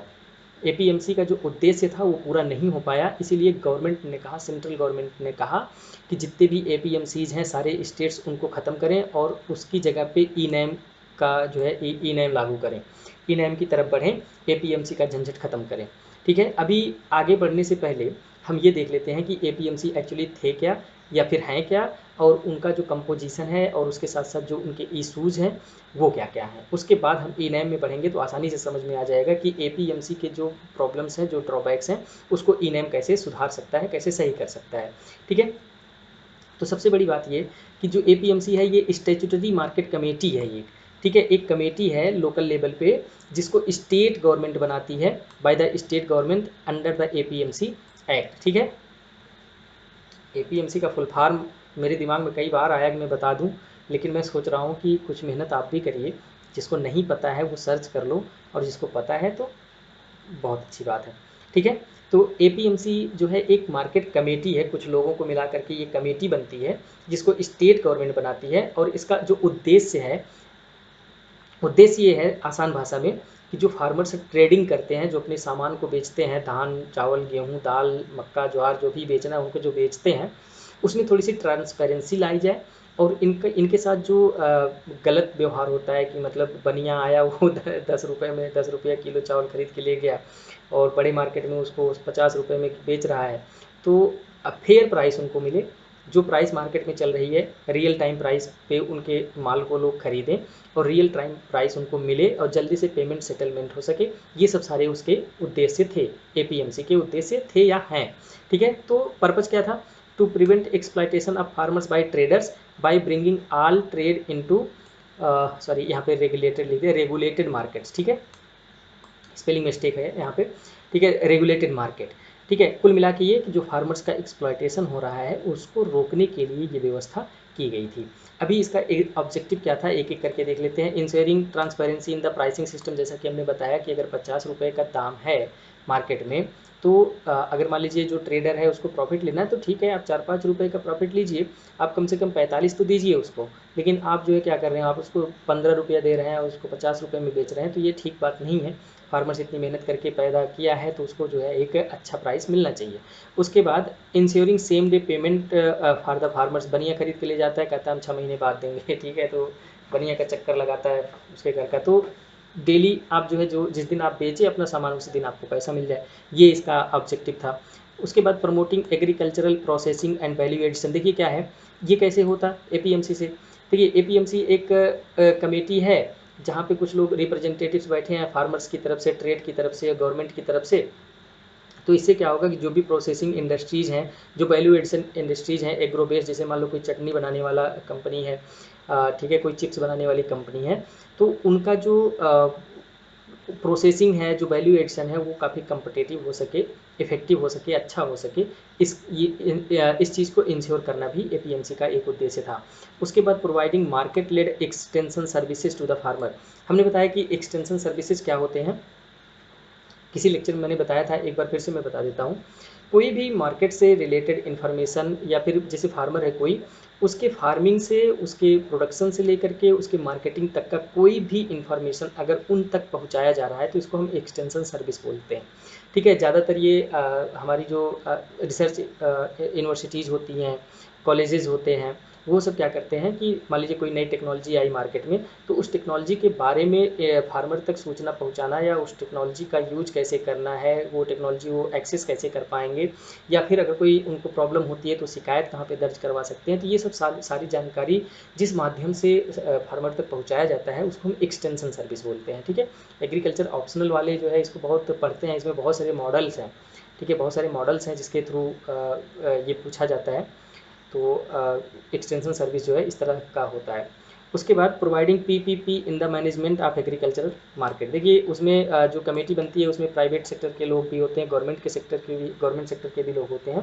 तो जो उसका मॉडल ऑफ फंक्शनिंग है वो क्या क्या है, पीपीपी मॉडल पे है। ठीक है, तो ये उसके ऑब्जेक्टिव थे एपीएमसीज के। अभी थे ही बोलना ठीक है, क्योंकि अगर सेंट्रल गवर्नमेंट ने कह दिया है, अब्बा ने कह दिया है, तो बच्चे को पूरा करना ही पड़ेगा, आज नहीं तो कल तो करना ही पड़ेगा। हालांकि अभी हम देखेंगे कि ई-नैम को लागू करने में क्या क्या चैलेंजेस होंगे। ठीक है दोस्तों, तो ये समझ में आ गया होगा कि एपीएमसी क्या है और इसका ऑब्जेक्टिव क्या था। ठीक है, आप ये नोट्स जो है ना प्रिंट आउट ले लेना यार, मैं तो यही कहूँगा कि इसका प्रिंट आउट ले लेना आप, एग्ज़ाम के एक दिन पहले 2 दिन पहले ऐसे पलट लेना उठा के, तो ये सारी चीज़ें रिवाइज हो जाएंगी आपको, और ये एक बार दिमाग में आ गई ना तो ये कभी भूलेगा नहीं, और एकदम ये साफ साफ नंबर दे के जाएगा यार, इसमें कोई इटपट नहीं लगेगा आपको। आप लिख के आएंगे, आपको सीधा सीधा नंबर वो देगा, केवल पॉइंट्स में जैसे पॉइंट्स में लिखा हूँ ऐसे ही पॉइंट्स लिखने हैं आपको, उसमें आंसर शीट में आपको नंबर अच्छा मिलेगा। उसके बाद अभी आगे बढ़ते हैं। तो एपीएमसी का जो कंपोजिशन है, कंपोजिशन में देखिए representatives of the farmers and traders, farmers की तरफ से रिप्रेजेंटेटिव होगा। देखिए ये जो रिप्रेजेंटेटिव वाला है ना, ये इशू है, अभी एपीएमसी के इशू में हम इसको पढ़ेंगे कि ये कैसे इशू है। उसके बाद वेयर हाउस एंटिटीज़ के लोग होते हैं, मतलब देखिए क्या है कि किसी भी मार्केट में अगर कोई व्यक्ति सामान अपना लेके जा रहा है, तो जैसे मान लीजिए कोई ट्रेडर है, वो 10 टाली गेहूँ खरीद लिया, तो अभी वो तुरंत तो लेके नहीं जा सकता ना, तुरंत लेके नहीं जाएगा, तो उसके लिए वेयर हाउसिंग होना चाहिए वो, ताकि वो खरीद के वहाँ पे रख सके, और फिर उसको जैसे जैसे ज़रूरत लगेगी वो अपना लेके जाएगा। तो वहाँ पे जो एपीएमसी कमेटी है, तो ऑब्वियसली जो वेयर हाउस के मालिक हैं, जो वेयर हाउस के रिप्रेजेंटेटिव हैं, वो भी वहाँ पे बैठते हैं। उसके साथ registrar of the cooperative society, ये देखिए सरकारी आदमी आके वहाँ पे बैठता है। जो कोऑपरेटिव सोसाइटीज़ होती हैं उसका जो रजिस्ट्रार है वो भी उसमें कंपोजिशन में, वो भी उस कमेटी में शामिल होता है। ठीक है, ये बात हो गई कंपोजिशन की। देखिए कंपोजिशन को हमने यहाँ पे इसलिए रखा है क्योंकि कंपोजिशन में भी इशू है। ठीक है, ताकि आपको अगर कंपोजिशन पता होगा तो फिर आप इशूज़ को अच्छे से समझ पाएंगे। तो अभी देखिए इशूज़ क्या क्या हैं एपीएमसीज़ के। जैसे कि हमने देखा कि जो एपीएमसीज़ होते हैं उसको कौन बनाता है, स्टेट गवर्नमेंट बनाती है। तो अब अलग अलग स्टेट अलग अलग रूल बनाएंगे, तो अलग अलग तरीके से वहाँ पे फंक्शनिंग होगी, अलग अलग तरीके से काम होगा। तो इससे क्या हो जाएगा, फ्रेगमेंटेशन हो जाएगा, इंटीग्रेशन नहीं होगा, पूरे नेशनल लेवल पे इंटीग्रेटेड मार्केट नहीं बन पाएगी। ठीक है, agriculture being state subject, state separate law. ठीक है, इससे क्या होगा आगे, एक तो एक स्टेट के नियम कानून दूसरे स्टेट से मिलेंगे नहीं, और इस वजह से जो इंटर स्टेट ट्रेड होता वो डिफ़िकल्ट हो जाएगा। मतलब कि अभी यहाँ का नियम कुछ और है, मध्य प्रदेश का नियम कुछ और है, यहाँ से कोई कम्युनिटी मूव कर रही है वहाँ पे, तो पता चला वहाँ पे आपको कुछ और डॉक्यूमेंट फुलफिल करने हैं, कुछ और चीज़ें करनी हैं, तो बहुत ज़्यादा डिफ़िकल्ट हो जाता था। उसके बाद एपीएमसी की सबसे बुरी बात जो पर्टिकुलरली मुझे लगी, देखिए दोस्तों ये क्या है, मैं भी किसान बैकग्राउंड से ही हूँ, तो मैं इस चीज़ को समझ सकता हूँ। अभी आप सोचिए कि एपीएमसी के अंदर में ये कहा गया था कि कोई भी फार्मर है तो जिस एपीएमसी के अंडर में वो आता है वो अपने सामान को वहीं पे बेच सकता है। ये क्या बात हुई, हमको नहीं समझ में आ रहा है, हम कहीं और बेचेंगे। ठीक है, कि अगर आपको एपीएमसी में बेचना है तो आप वहीं पे बेचो। ये चीज़ मुझे समझ में नहीं आई। ठीक है, तो ये भी एक बहुत बड़ा इसका ड्रॉबैक था। तो इससे जो है ना फार्मर्स क्या होते थे, डिमोरलाइज होते थे कि यार हमको तो यहाँ पे, अब इससे क्या होगा कि अब अगर आप बाध्य हैं किसी भी मार्केट में कोई भी सामान बेचने के लिए, तो वहाँ पे जो लोग हैं जो प्राइस डिसाइड कर दिए आपको उस पर झक मार के बेचना ही बेचना है। समझ रहे हैं आप बात को। तो ये चीज़ें थी, ये एक इशू थी जिसकी वजह से एपीएमसी अपने उद्देश्यों में सफल नहीं हो पाया। इसके अलावा भी एक और भी बहुत बड़ा कारण है, उसके भी बारे में अभी बात करते हैं। ठीक है, अभी ये हमने देख लिया। इवन जो फार्मर है वो डायरेक्ट किसी भी ट्रेडर से निगोशिएट नहीं कर सकता था। जो अब सोचिए कि हम बेच रहे हैं, आप खरीद रहे हो, तो हम और आप डायरेक्ट बात कर लें, लेकिन एपीएमसी इसको रोकता है। कहता है कि जो फार्मर है उसका जो रिप्रेजेंटेटिव है वो बात करेगा जो ट्रेडर्स का रिप्रेजेंटेटिव है। ठीक है, तो इसमें क्या होगा, ये तो फिर से वापस से वही मिडिल मैन वाला कॉन्सेप्ट आ गया। तो अब अभी मान लीजिए कि जो हमारा रिप्रेजेंटेटिव है वो थोड़ा सा घुसखोर करप्ट निकल गया अगर, तो वो ये कह देगा कि जो ट्रेडर का रिप्रेजेंटेटिव है वो उससे ये कह देगा कि भाई चलो तुम कह दो कि हम जो है 20 रुपये में ख़रीद रहे हैं और फिर बाद में आप हमको 22 दे देना। ठीक है, तो आप समझ सकते हैं समस्या कहाँ है। मिडिल मैन इशू वापस से निकल के आ गया, जो कि बनिया वाला कॉन्सेप्ट है। समझ रहे हैं आप, वापस से वही परेशानी आ गई। तो फिर हमारा जो उद्देश्य था वो पूरा कहाँ हुआ। और इससे क्या होगा, मोनोपोली की भी इशू आ जाएगी। मोनोपोली की इशू कैसे आ जाएगी कि अगर फार्मर बाध्य है बेचने के लिए, रिप्रेजेंटेटिव के ही थ्रू वो बेच सकता है, तो इससे मोनोपोली आना ही आना है। उसके साथ साथ टैक्सेशन एंड फीस का इशू था। अगर आपको बेचना है कोई चीज़ तो आप पहले रजिस्टर करवाओ, फिर उसमें आप टैक्स दो, फिर जो भी वहाँ का फीस हो रही है उसको भरो। ठीक है, तो ये भी फार्मर्स के लिए एक इशू बन के आता था। फिर उसके बाद कार्टलाइजेशन, मतलब सारे एजेंट्स एक साथ मिल करके डिसाइड कर दिए कि आज गेहूँ 1450 में ही बिकेगा। आगे आने वाले 2 महीने तक 1450 रुपया ही रहेगा। मार्केट की वैल्यू, मार्केट का जो रेट है उसको हमको उसके बारे में नहीं पता है। आज का जो रेट है वो यही होगा। मतलब मुर्गा आज 80 रुपये किलो बिकेगा तो 80 रुपये किलो ही बिकेगा। ठीक है, आप उसको 75 में नहीं खरीद सकते, या आप 85 में नहीं बेच सकते। तो ये सभी इशू आ जा रहे थे उसके बीच में। उसके साथ साथ मोस्ट इंपॉर्टेंट जो अभी बात कर रहे थे हम, कि जो हम सेकेंड इशू देखेंगे, वो सेकेंड इशू ये था कि जो एपीएमसी थी दोस्तों, यही रेगुलेटर भी था।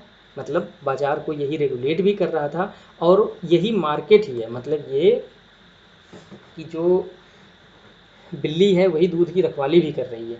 समझ रहे हैं आप, मतलब ये आप इसको समझ सकते हैं। अब इसमें ज़्यादा बताने की ज़रूरत नहीं है कि एपीएमसी खुद ही रेगुलेट कर रही है और एपीएमसी ही मार्केट है। तो एपीएमसी जिस तरह से चाहेगी उस तरह से मार्केट चलेगा, जो नियम बनाएगी उसी नियम पे मार्केट चलेगा, उसके ऊपर तो कोई अथॉरिटी ही नहीं है। समझ रहे हैं आप इस तरह की बात को। देखिए इसी तरह का एक इशू है ना इंटरनेशनल सीबेड अथॉरिटी में भी। वो भी क्या करती है कि जो ओशियन है, जो समुद्र हैं, उनका जो प्रोटेक्शन है, इन्वायरमेंटल डैमेज है, वो भी उसी के अंडर में है, उसी को करना है। और उसके साथ साथ ओशियन एक्सप्लोरेशन का लाइसेंस देना भी उसी का काम होता है। ठीक है, तो वही हो गया है, बिल्ली जो है दूध की रखवाली कर रही है। तो ऐसी चीज़ें एपीएमसी में मुद्दा है। दोस्तों उम्मीद है कि आपको ये समझ में आ गया होगा। वापस से देखिए हमारा डॉगी भौंकने लगा है, तो आप जो है थोड़ा सा ध्यान दीजिएगा। अभी देखिए ई नैम का क्या इशू है। ई नैम क्या कह रहा है कि जितने भी एपीएमसीज हैं उनको ऑनलाइन कर दो। ऑनलाइन करने से फ़ायदा ये होगा कि जो भी सेलर है वो डायरेक्ट बायर से बात करेगा। कहाँ पे, ऑनलाइन। ठीक है, अब वो एक नैम पोर्टल बनाया जाएगा जिस पे जो भी व्यक्ति उस पर बेचना चाह रहा है, या फिर जो भी व्यक्ति उस वहाँ से ख़रीदना चाह रहा है, वो अपने आप को रजिस्टर कर ले वहाँ पे। और जो व्यक्ति बेचना चाह रहा है वो अपनी सारी कमोडिटीज़ का लिस्ट उस पर डाल दे। ठीक है, और उसके साथ साथ चूँकि ये इस तरह से यूनिवर्सल प्राइसिंग होगी, बिडिंग होगी, तो जो भी प्राइस पे जो भी बायर बेचना चाहेगा, तो सॉरी जो भी बायर खरीदना चाहेगा वो खरीदेगा, और जो भी सेलर बेचना चाहेगा वो बेचेगा। ट्रांसपेरेंट मैनर है। आप जो है ऑनलाइन सारी चीज़ें करें। लेकिन सोचो, आपकी कुर्ता धोती पहन के टोपी लगा के बैल चलाने वाला व्यक्ति, उसको तो इंटरनेट चलाने आता ही नहीं। इवन बहुत सारे फार्मर्स ऐसे हैं जिनको स्मार्टफोन भी ढंग से चलाने नहीं आता, या फिर उनके पास स्मार्टफोन है ही नहीं है। तो वो कैसे इसमें सक्सेस होंगे। तो ये थोड़ा सा इशू है, अभी इसको देखेंगे। खैर अभी हम ई नैम को समझ लिए कि ई नैम क्या है।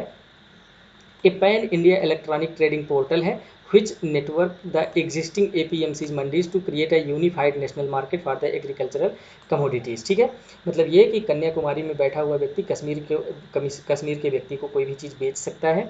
कैसे, वो इस पोर्टल पे अपने कमोडिटीज़ को लिस्ट कर सकता है, और डायरेक्ट जो है ऑनलाइन वो निगोशिएट करके उसकी बिडिंग कर सकता है।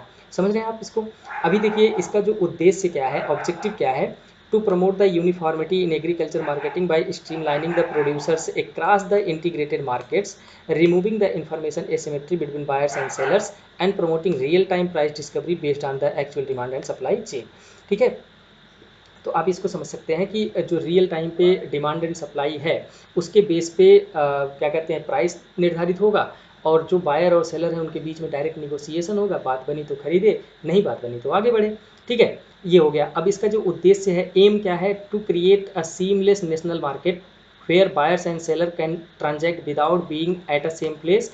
It reduces the opportunity traders have for the colluding. मतलब ये जो अपॉर्चुनिटी ट्रेडर्स थे, मतलब जो कि मिडिलमैन का काम कर रहे थे, जो अपने लाभ के लिए काम कर रहे थे, उनका जो रोल होगा वो एकदम शून्य हो जाएगा, नेग्लेजिबल हो जाएगा। ठीक है, उनके बीच में जो मिली भगत चलती थी वो क्या हो जाएगा, शून्य हो जाएगा, ख़त्म हो जाएगा। तो ये उसका उद्देश्य हो गया। अभी इसमें हम देखते हैं कि इसमें अभी ई-नैम के सामने भी चैलेंजेज होंगे।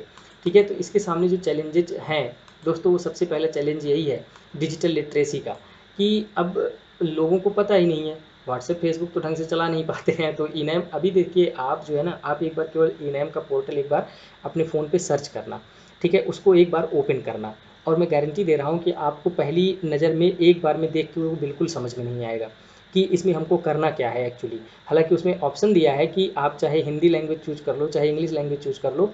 मैं सजेस्ट करूंगा कि आप जो है ना एक बार हिंदी लैंग्वेज चूज करना, क्योंकि जो फार्मर होगा ना उसको इंग्लिश तो बिल्कुल नहीं आती, लेकिन जो सॉरी बिल्कुल नहीं आती, कुछ फार्मर्स हैं जो पढ़े लिखे हैं उनको इंग्लिश आती है, लेकिन मैक्सिमम फार्मर्स क्या करेंगे, हिंदी ऑप्ट कर लेंगे। और जैसे ही आप हिंदी का उसका इंटरफेस खोलेंगे तो आप खुद ही समझ जाएंगे कि उसमें क्या क्या परेशानी है। जब मैं इसको पढ़ रहा था दोस्तों, तो मैं इसको एक बार ई-नैम खोला था, और उसको मैंने पहले इंग्लिश सेलेक्ट किया तो मुझे काफ़ी चीज़ें समझ में आ गई, लेकिन जब उसको मैं हिंदी सेलेक्ट किया तो हिंदी वाले में बहुत सारी चीज़ें उसमें हमको समझ में नहीं आई कि ये आखिर में कह क्या रहा है। तो ऐसे कंडीशन में क्या होगा कि अगर मान लीजिए एपीएमसी पे सॉरी ई-नैम पे उसको रजिस्टर करना नहीं आ रहा है व्यक्ति को, तो किसी तीसरे व्यक्ति को ढूंढेगा, और जैसे ही तीसरा व्यक्ति आया, दो व्यक्तियों के बीच में जब तीसरा व्यक्ति आया, तो ऑब्वियसली वही बात हो गई, पति पत्नी और वो। तो वो जी जो वो होगा वो क्या कहेगा कि हम आपका ई-नैम वाला काम करेंगे, लेकिन इसके बदले में हमको पैसा चाहिए। आप इसका एग्जाम्पल के तौर पे देख सकते हैं, आधार कार्ड में आपको जो भी करेक्शन करना होता है, जो भी चीज़ें होती हैं, देखिए जो उसमें बायोमेट्रिक डाटा है, जैसे आपका फिंगरप्रिंट है, आइरिस स्कैन है, ये सब सारी चीज़ें तो मान लीजिए एक जो सेंटर है वहाँ पे जाना पड़ेगा। लेकिन जो अदर चीज़ें हैं, मान लीजिए आपका विलेज की स्पेलिंग गलत हो गई है, या आपके नाम की स्पेलिंग गलत हो गई है, तो इसको आप खुद ही ऑनलाइन इसको सही कर सकते हैं। लेकिन अब बहुत सारे लोग इसको नहीं कर पाते हैं, तो जो इसमें बैठे हुए हैं कुछ कंप्यूटर के ज्ञाता, वो क्या करते हैं, उनसे 100, 150, 200 रुपये चार्ज कर लेते हैं। ठीक है, तो इस तरह की घटनाएं घटेंगी अगर जो फार्मर है, अगर वो लिटरेट नहीं होगा, डिजिटल प्रोसेस उसको नहीं पता है, तो वापस से मिडिल मैन यहाँ पे उभर के आ जाएगा, फिर से वही प्रॉब्लम शुरू हो जाएगी। उसके बाद अगला जो परेशानी है, e NAM is not ready to bear the entire burden of agriculture market. ठीक है, अभी देखिए पैन इंडिया पूरे इंडिया भर की बात हो रही है, तो जो ई-नैम पोर्टल है, जो ई-नैम की क्षमता है, वो अभी पूरे इंडिया के मार्केट को डील करने की नहीं है। ठीक है, अभी इंफ्रास्ट्रक्चरल कमी है, स्ट्रक्चरल कमी है, और उसके साथ साथ रेगुलेटरी फ्रेमवर्क है, उसका फंक्शनिंग क्या है, उसके लिए गाइडलाइंस क्या होनी चाहिए, उसका स्टैंडर्ड ऑफ ऑपरेशन क्या होना चाहिए, समझ रहे हैं आप, इंटरफेस कैसा होना चाहिए, ये सब सारी चीज़ें अभी डेवलप नहीं हो पाई हैं, जो एक चैलेंज है। उसके बाद access to technology and awareness, जैसा कि हमने पहले ही बात कर लिया कि लोगों के पास स्मार्टफोन नहीं है, और उसके बाद वो अवेयर नहीं है, तो वो कैसे, देखिए गाँव में लोग स्मार्टफोन लेकर के जो है भोजपुरी गाना खाली सुनते हैं, भोजपुरी मूवी देखते हैं, पटनस पाकिस्तान, ठीक है तो ये सब सारी चीज़ें चलती हैं। तो अभी उनको नहीं पता है कि ई-नैम जैसी भी कोई चीज़ होती है, समझ रहे हैं आप, तो अवेयरनेस नहीं है, उनको पता नहीं इसके बारे में, तो ई-नैम नहीं सक्सेसफुल हो पाएगा, ये एक चैलेंज है। उसके बाद most of the APMCs are not trading online. ये एपीएमसी का जो बवाल है ये तो ख़त्म ही नहीं होगा, क्योंकि एपीएमसी ऑफलाइन चलता है। मंडी में आप जाइए, आप लोगों में से पता नहीं कितने लोग गए हैं मंडी में कि नहीं गए हैं दोस्तों। मैं जो आज़ादपुर की मार्केट है, मैं उस मंडी की बात नहीं कर रहा हूँ। आप छोटे मंडीज़ में जाइए जो आपके गांव कस्बे की होगी, वहाँ पे जाइए, तो आपको पता चलेगा कि एकदम जैसे भीड़ की तरह वहाँ पे लोग इकट्ठे हुए हैं। आपको समझ में नहीं आएगा कि यहाँ पे एपीएमसी कमेटीज़ के जो कार्यकर्ता हैं वो कहाँ पे हैं। मुझे अनुभव है, मैं एक बार कुछ बेचने गया था मंडी में, तो मुझे समझ में आया कि वहाँ पे कैसे काम होता है। मैं अपना सामान रख के खड़ा था, लोग वहाँ पे बेच रहे थे, तो एक व्यक्ति आया, कहा कि बेटे हमको बेच दो। हमने कहा चलो ठीक है, हमको बायर मिल गया। उसको मैं 15 के भाव से बेच के आ गया। बाद में मार्केट में पता चला हमको कि जो मैं उसको 15 में बेच के आया हूँ उसकी कीमत 25 की थी। समझ रहे हैं आप? जो लोग मुझे बचपन से जानते हैं वो इस घटना को जानते हैं, क्योंकि इस चीज़ को मैं कई बार बता चुका हूँ। समझ रहे हैं आप? तो एपीएमसी ज़्यादातर ऑफलाइन ही काम करती है, उसका कोई भी काम ऑनलाइन नहीं होता है। तो ऐसे में जो ई-नैम प्रोग्राम है उसको एपीएमसी को ही तो उसमें ऑनलाइन जो है रजिस्टर करने की बात की जा रही है, उसको लिंक करने की बात की जा रही है। तो अगर एपीएमसी ऑनलाइन है ही नहीं है तो आप उसको कैसे लिंक करेंगे? तो ये भी एक चैलेंज है। फिर उसके बाद e NAM portal is not functioning properly, जैसा कि हमने बात कर ही लिया। आप एक बार इसको खोल के देख लीजिएगा, आप खुद ही समझ में आ जाएगा कि कैसे काम कर रहा है। आप कोई भी पेज इसमें खोलेंगे आपको वापस उसी पेज पे ले आके बैठा देगा। कोई भी चीज़ आप इसमें एक बार रजिस्टर करके फिल करिएगा कि हमको चना बेचना है, तो आपको बार बार वो फर्स्ट पेज पे ही ला के बैठा देगा। समझ रहे हैं आप? फिर उसके बाद only 21 APMCs from 8 state are performing inter state trade. ज़्यादातर ये APMC जो है वो विद इन द स्टेट ही काम कर रही हैं, इंटर स्टेट काम ही नहीं कर रही हैं। फिर उसके बाद इंफ्रास्ट्रक्चर की हमने बात कर ही ली कि डिजिटल इंफ्रास्ट्रक्चर, उसके साथ साथ हमको सोशल इंफ्रास्ट्रक्चर, आईटी इंफ्रास्ट्रक्चर चाहिए, तो ये इन सब की दिक्कत है। फिर payment settlements most important issue. अगर कश्मीर में बैठा व्यक्ति कन्याकुमारी में सेब को बेचने की ट्रेडिंग कर रहा है, तो वो पैसा कैसे लेगा? अभी सोचिए कि कोई कन्याकुमारी में बैठा हुआ व्यक्ति कह रहा है कि हमको सेब भेज दो, तो और जो कश्मीर में बैठा व्यक्ति है वो ये कह रहा है कि ठीक है आप हमको पेमेंट करो, मैं भेज रहा हूँ। अभी वो पेमेंट कर दिया, अब वो चली ट्रक वहाँ से पहुँचते पहुँचते वहाँ से आधा सेब उसका सड़ गया। समझ रहे हैं? तो ऐसे में चूँकि जो एग्रीकल्चरल कमोडिटीज़ हैं इसमें ज़्यादातर कमोडिटीज़ क्या है, पेरिसेबल है, ख़राब हो जाएंगी। तो ऐसे में क्या है, कैश ऑन डिलीवरी की व्यवस्था नहीं है। समझ रहे हैं? कैश ऑन डिलीवरी की सब व्यवस्था ना होने की वजह से थोड़ा सा ट्रस्ट डेफिसिट है। कि अभी सोचो कि आप अमेजन फ्लिपकार्ट आपको आईफोन की जगह पे ईंट भर के दे देता है, तो ये सब तो एग्रीकल्चरल कमोडिटीज़ है। पता चला टमाटर वहाँ से चला था, आपके पास तक चटनी पहुँच रही है। समझ रहे हैं? तो ये सब इशू है अभी ई-नैम में। तो इसको सही करना है और इसके लिए क्या करना पड़ेगा, हमको लॉजिस्टिक्स की व्यवस्था करना पड़ेगा, जगह जगह पे कोल्ड स्टोरेज की व्यवस्था करना पड़ेगा। तो ये सब सारी चीज़ें अभी मिसिंग हैं, जो कि ई-नैम के प्रोग्राम को लागू करने में ये सब चैलेंजेज हैं। दोस्तों इतने आसान भाषा में मैं इसको समझा रहा हूँ, बता रहा हूँ आपको, तो कोशिश करिएगा आपकी इसको अच्छे से लिख के आइएगा। समझ रहे हैं? फिर उसके बाद डिस्प्यूट सेटलमेंट मैकेनिज्म है ही नहीं है। इनफैक्ट इनएफिशिएंट तो यहाँ पे लिखा ही है इनएफिशिएंट, लेकिन एक्चुअली है नहीं। कोई डिस्प्यूट अगर हो जा रहा है बायर सेलर में, तो वो बड़ा कॉम्प्लेक्स प्रोग्राम है कि आप जो है इस कोर्ट में जाइए, आरटीआई डालिए, और कंज्यूमर कोर्ट में जाइए, तमाम चीज़ें हैं जो कि यूजर फ्रेंडली नहीं है। तो ये भी एक डिस्प्यूट रिड्रेसल वाली भी एक समस्या है। अब इसमें आप सजेशन क्या दे सकते हैं? सबसे पहले तो ई-नैम को आप लीगल बैकिंग दीजिए, मतलब एक क्लियर कट रेगुलेटरी फ्रेमवर्क बताइए, रेगुलेशंस बनाइए, नियम कानून बनाइए जिस पे वो काम करे। उसके साथ गवर्नमेंट में farm agriculture council, just like GST council. समझ रहे हैं आप? तो ताकि जो भी परेशानी है, जो भी एग्रीकल्चर सेक्टर में और ट्रेडर्स के लिए या फार्मर्स के लिए जो भी परेशानी है, उसको नेशनल लेवल पे बात की जाए। आखिर में अगर आप नेशनल लेवल पे मार्केट की बात कर रहे हैं, तो नेशनल लेवल पे एक काउंसिल भी तो होनी चाहिए। समझ रहे हैं आप? केवल एपीएमसी लोकल लेवल पे ही रहेगी तो लोकल लेवल के इशूज़ की ही बात करेगी। लेकिन अगर नेशनल लेवल पे होगी तो उसमें तरह तरह के लोग होंगे, अलग अलग क्षेत्र के लोग आएंगे, अलग अलग अनुभव के साथ आएंगे। तो इससे अलग अलग समस्याओं का भी क्या कहते हैं, हम समस्याओं को भी समझ पाएंगे और उसका समाधान कर पाएंगे। समझ। उसके बाद need of empowerment and creation of more FPOs.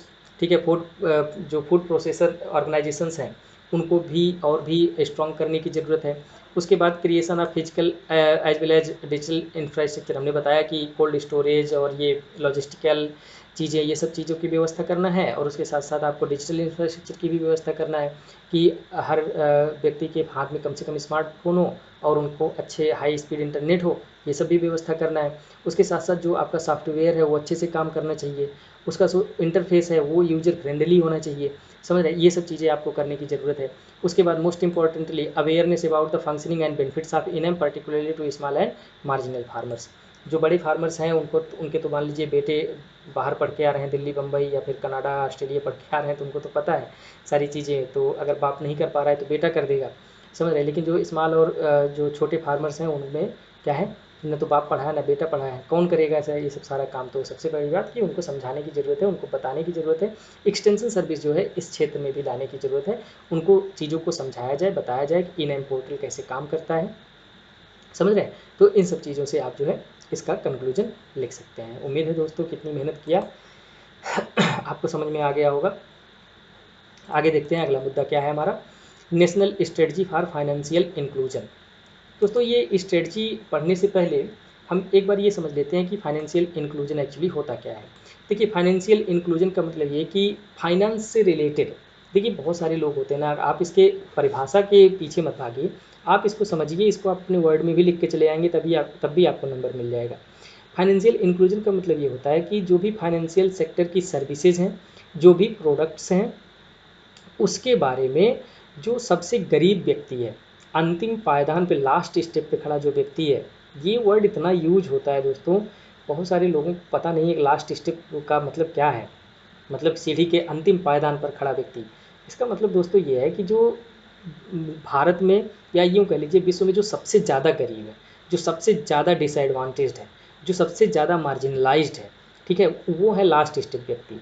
तो फाइनेंशियल इंक्लूजन का मतलब ये है कि सीढ़ी के अंतिम पायदान पर खड़ा व्यक्ति भी फाइनेंशियल सर्विसेज के बारे में जाने, फाइनेंशियल सर्विसेज प्रोडक्ट्स के बारे में जाने और उसका यूज करे। इसको हम बोलते हैं फाइनेंशियल इंक्लूजन। मतलब ये कि जो बड़े लोग हैं, जो हाई टेक लोग हैं, वो तो फाइनेंशियल सर्विसेज, जनधन योजना और फ़ोनपे, पेटीएम, तमाम तरह के पेंशन स्कीम, सेविंग अकाउंट्स और क्या कहते हैं जो भी और तरह के अकाउंट्स चलते हैं, वो सब चीज़ों के बारे में जानते हैं। लेकिन उसके साथ साथ क्या है, अगर जो सबसे मार्जिनलाइज्ड व्यक्ति है, जो सबसे डिसएडवांटेज्ड व्यक्ति है, अगर वो भी इन सब चीज़ों के बारे में जान रहा है और उनको यूज कर रहा है, तो इसको हम बोलते हैं फाइनेंशियल इंक्लूजन। आसान भाषा में यही होता है। अब इसको पढ़ लेते हैं। Financial inclusion is the process of insuring access, एक सी और एक यस यहाँ पे गायब है, इसको ठीक कर लीजिएगा। Access to financial products and services to the vulnerable group of the society at an affordable cost. यहाँ पे भी यस मिस हो गया दोस्तों, मेरा कीबोर्ड में ना यस कम काम करता है, उसको कई बार चूँकि टाइप करते टाइम मैं स्क्रीन नहीं देखता हूँ तो कहीं कहीं कहीं भूल जाता हूँ, तो इसको आप थोड़ा सा सही कर लीजिएगा, क्षमा प्रार्थी हूँ इसके लिए। ठीक है दोस्तों, जो भी उसका फाइनेंशियल सर्विसेज हैं, जो भी प्रोडक्ट्स हैं, उसके बारे में वो जाने भी, उसका यूज भी करे, और वो भी बहुत महंगे दर पे नहीं, अफोर्डेबल कास्ट पे, जितना वो बियर कर सके उसी कास्ट पे उसको मिल जाए, तो इसको हम बोलते हैं फाइनेंशियल इंक्लूजन। उम्मीद है कि आपको फाइनेंशियल इंक्लूजन अब भूलेगा नहीं, अगर अभी तक नहीं आपको पता था तो। जिसको पता था उसके लिए वेल डन। अभी जो फाइनेंशियल इंक्लूजन है दोस्तों, इसका उद्देश्य क्या होता है। सबसे पहले a basic no frill account for making and receiving payments. ठीक है, जो भी नो फ्रिल्स अकाउंट्स हैं उसमें क्या करें कि ये सर्विसेज को रिसीव भी करें और उस अकाउंट को हमेशा एक्टिव रखें, उसके थ्रू पेमेंट भी करें, अपनी सैलरी भी रिसीव करें, पेंशन स्कीम्स को भी उससे लिंक करें, आधार पैन कार्ड को भी लिंक करें। ठीक है, और भी जो सारी अदर इंटरमीडिएरी सर्विसेज हैं, पेटीएम, फ़ोनपे और ये भी गूगल पे, अमेजन पे जो भी हैं, वो भी यूज करें। तो ऐसे ये इसका उद्देश्य है। दूसरा, saving products like investment and pension, इसको बढ़ावा देना इसका ऑब्जेक्टिव है कि लोग इन्वेस्ट भी करें और उसके साथ साथ सेविंग भी करें और पेंशन का भी जो लाभ है उसका भी उठाएं। देखिए बहुत सारी पेंशन स्कीम चल रही है, जैसे वृद्धावस्था पेंशन स्कीम चल रही है, तो इसके बारे में लोगों को नहीं पता है, क्योंकि डिजिटल इलिटरेसी है, फाइनेंशियल इलिटरेसी है, जिसकी वजह से वो इसके बारे में नहीं जानते हैं। तो जो उनका एक्चुअली जो उनका राइट है, जो उनका इंटाइटलमेंट है, वो उसको प्राप्त नहीं कर पाते हैं। उसके बाद सिंपल क्रेडिट प्रोडक्ट, मतलब पैसा ले सकें बैंकों से। उसके बाद ओवरड्राफ्ट की भी व्यवस्था हो कि मान लीजिए जनधन अकाउंट में आप कुछ पैसा, कुछ शर्तों को पूरा करने के बाद आप कुछ पैसा एडवांस में निकाल सकते हैं अगर आपके अकाउंट में नहीं है, तो इस तरह की चीज़ों की भी व्यवस्था करना इसका उद्देश्य है। उसके बाद facilities of the remittances, money transfer, ये सब चीज़ें भी बढ़ावा देना इसका उद्देश्य है। ठीक है, आपको ये चीज़ें समझ में आ गई होंगी। अब उसके बाद इसका महत्व क्या हो सकता है, फाइनेंशियल इंक्लूजन का महत्व क्या है। To build a culture of saving among the poor. देखिए जब तक सेविंग नहीं होगा तब तक इन्वेस्टमेंट नहीं होगा, तो सबसे पहले तो आपको सेविंग बढ़ाना है लोगों का, खास करके पुअर लोगों का, जिसको फाइनेंशियल चीज़ों के बारे में कम जानकारी है। उसके साथ साथ देखिए इंक्लूसिव ग्रोथ कैसे होगा, समावेशी विकास कैसे हो पाएगा, अगर लोगों के हाथ में पैसा होगा, उनके पास कुछ सेविंग होगी तो वो इन्वेस्ट करेंगे, और इन्वेस्ट करेंगे तो उसका उनको फ़ायदा मिलेगा तो उनका जो लिविंग ऑफ स्टैंडर्ड है वो अच्छा होगा, वो बढ़ेगा। तो यही तो होता है इंक्लूसिव ग्रोथ। कि जो बड़े लोग हैं उनका तो विकास हो ही, उसके साथ साथ जो छोटे लोग हैं उनका भी विकास हो। तो ये होता है इंक्लूसिव ग्रोथ। उसके साथ साथ अपलिफ्टमेंट ऑफ पुअर, जो गरीब लोग हैं उनका पुनरुत्थान करना, उत्थान करना, उनको अपलिफ्टमेंट करना। फिर उसके बाद बूस्ट, यहाँ पे भी देखिए बूट लिख दिया, boost job creation, job creation को बढ़ावा देना। उसके बाद अचीविंग सस्टेनेबल डेवलपमेंट, ये सब देखिए कॉमन पॉइंट है, जितने पॉइंट्स आपके दिमाग में आ जाए सब लिख दीजिए। जितनी भी गरीब कल्याण योजना है, जितनी भी गरीब कल्याण भावनाएं हैं आपके मन में, जितने भी इमोशंस हैं, आप सब लिख दीजिए यहाँ पे, सब सही माना जाएगा। कहीं ना कहीं वो फाइनेंशियल इंक्लूजन से लिंक होता ही होता है। ओके, तो ये सब सारी चीज़ें इसके ऑब्जेक्टिव्स हैं फाइनेंशियल इंक्लूजन के और इम्पॉर्टेंस है। उसके बाद चैलेंजेस फाइनेंशियल इंक्लूजन में क्या क्या है? Limited physical infrastructure, transport, trend staff, ये सब चीज़ें कम हैं। रूरल एरिया में, आप रिमोट एरियाज़ में चले जाइए तो ट्रांसपोर्टेशन की सुविधा नहीं है, व्यक्ति बैंक तक पहुंच नहीं पा रहा है, या फिर जो वहाँ पे स्टाफ है वो इल ट्रेंड है, वो अच्छे से काम नहीं कर पाता है, तो ये एक चैलेंज है।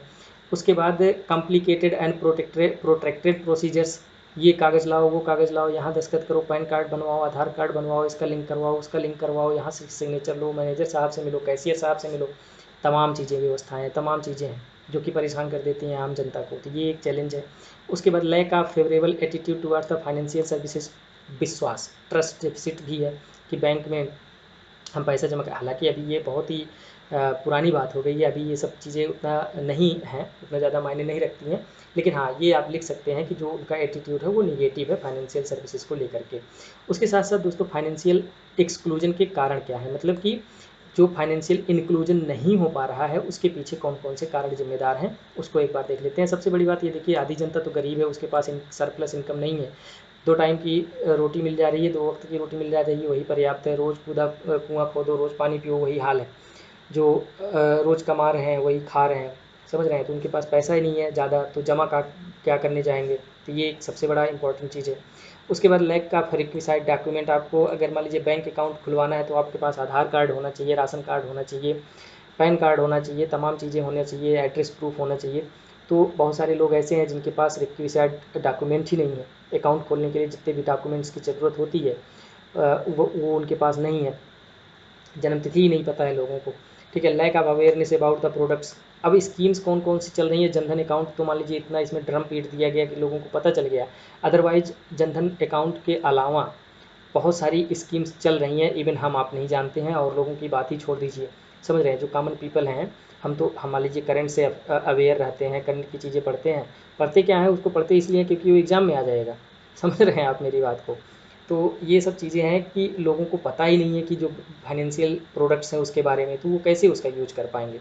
उसके बाद lack of trust in system, हमने बताया कि उनको लगता है कि पैसा डूब जाएगा। फिर उसके बाद हाई ट्रांजैक्शन कास्ट है, यहाँ पे भी यस गायब है, इसको सही कर लीजिएगा, हाई ट्रांजैक्शन कास्ट है, पैसा बहुत ज़्यादा लगता है ट्रांजैक्शन में।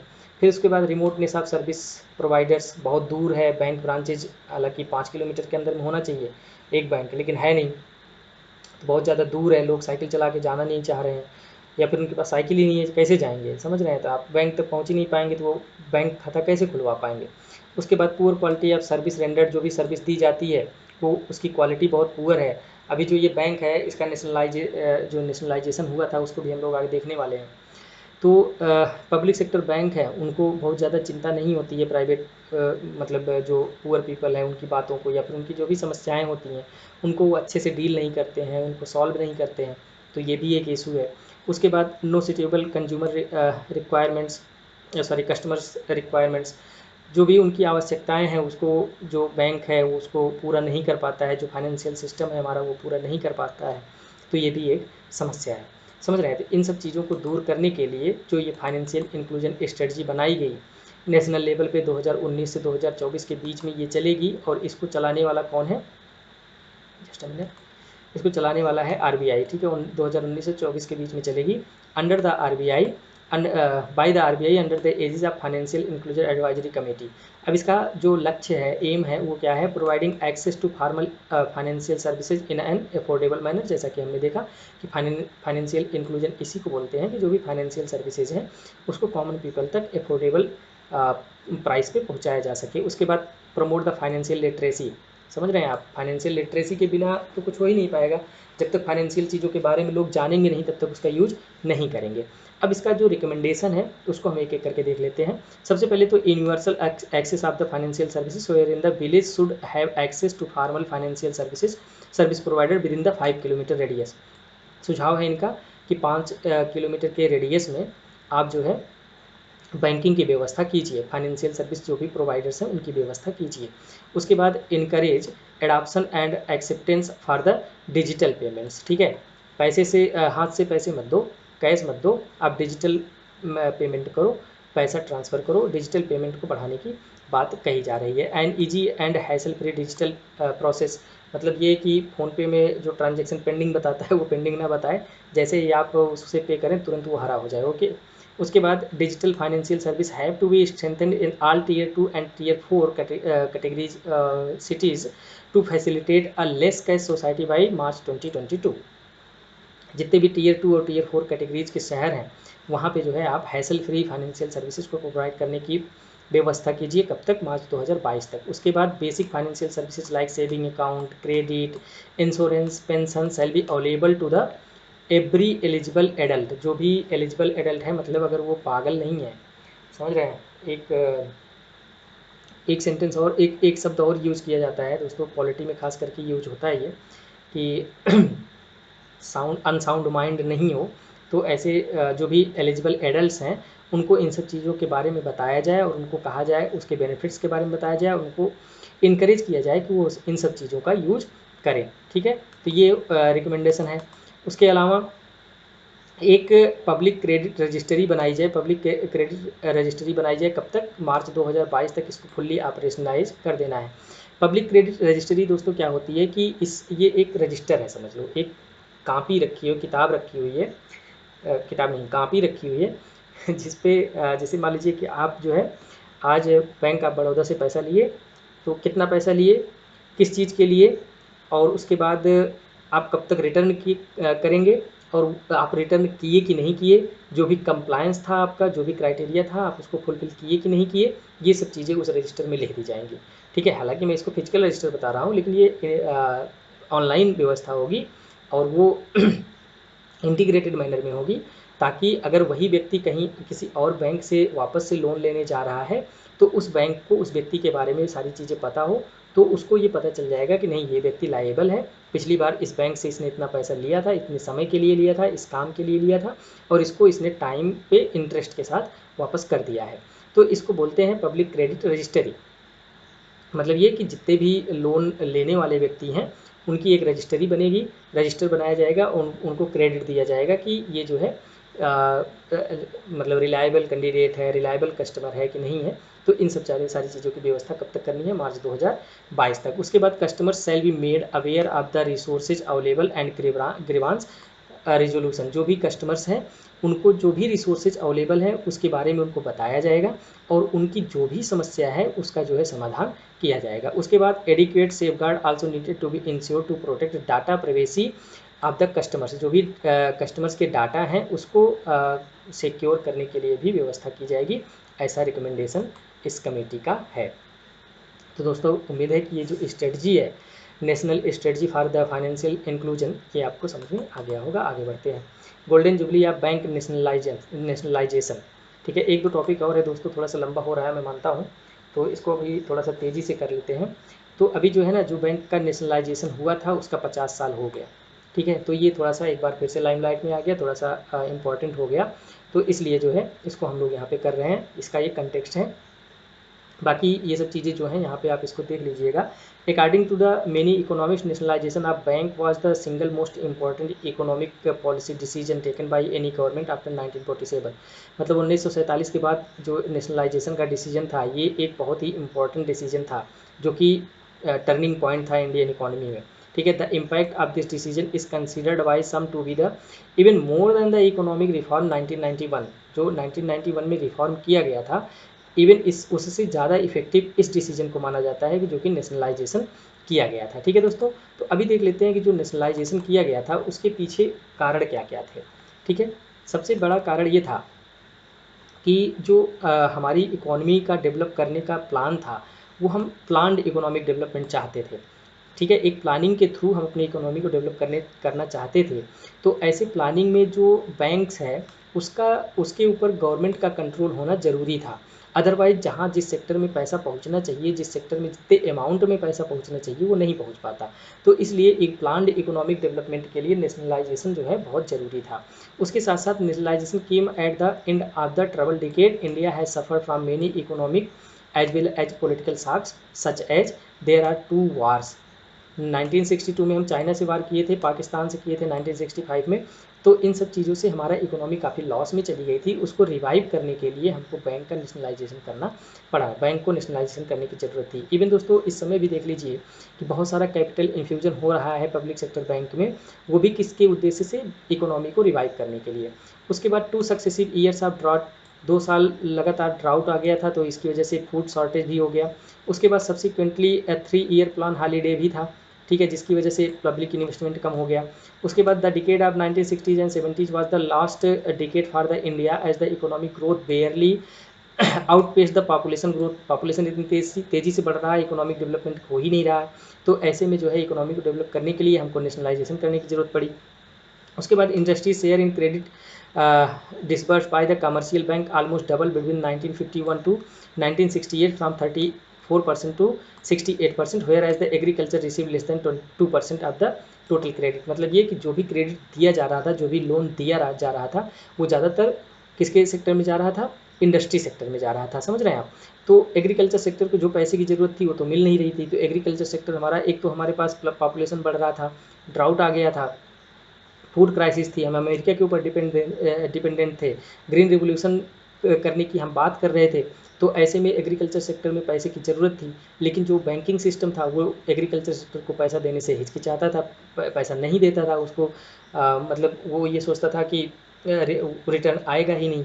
तो ऐसी सब चीज़ों को सॉल्व करने के लिए नेशनलाइजेशन करना ज़रूरी था। ठीक है, agriculture needed a capital infusion with the initiation of the green revolution in India that aim to make the country self sufficient in food security. हमने जैसे बात किया कि हम ग्रीन रिवोल्यूशन लागू करने वाले थे, लेकिन उसके लिए पैसा चाहिए था, क्योंकि आप देखिए ग्रीन रिवोल्यूशन क्या था, पूरी तरह से टेक्नोलॉजी ड्रिवेन था, पूरी तरह से कॉस्ट ड्रिवेन था। उसमें केमिकल फर्टिलाइजर्स लगते थे, हाई यील्डिंग वेराइटीज़ के सीड्स लगते थे, और उसके साथ साथ जो भी और भी इंफ्रास्ट्रक्चर्स थे, जैसे ट्रैक्टर हो गया और इरिगेशन के लिए चीज़ें हो गई, वो सब सारी व्यवस्था करनी थी। तो उसके लिए क्या करना था, हमको पैसे की ज़रूरत थी।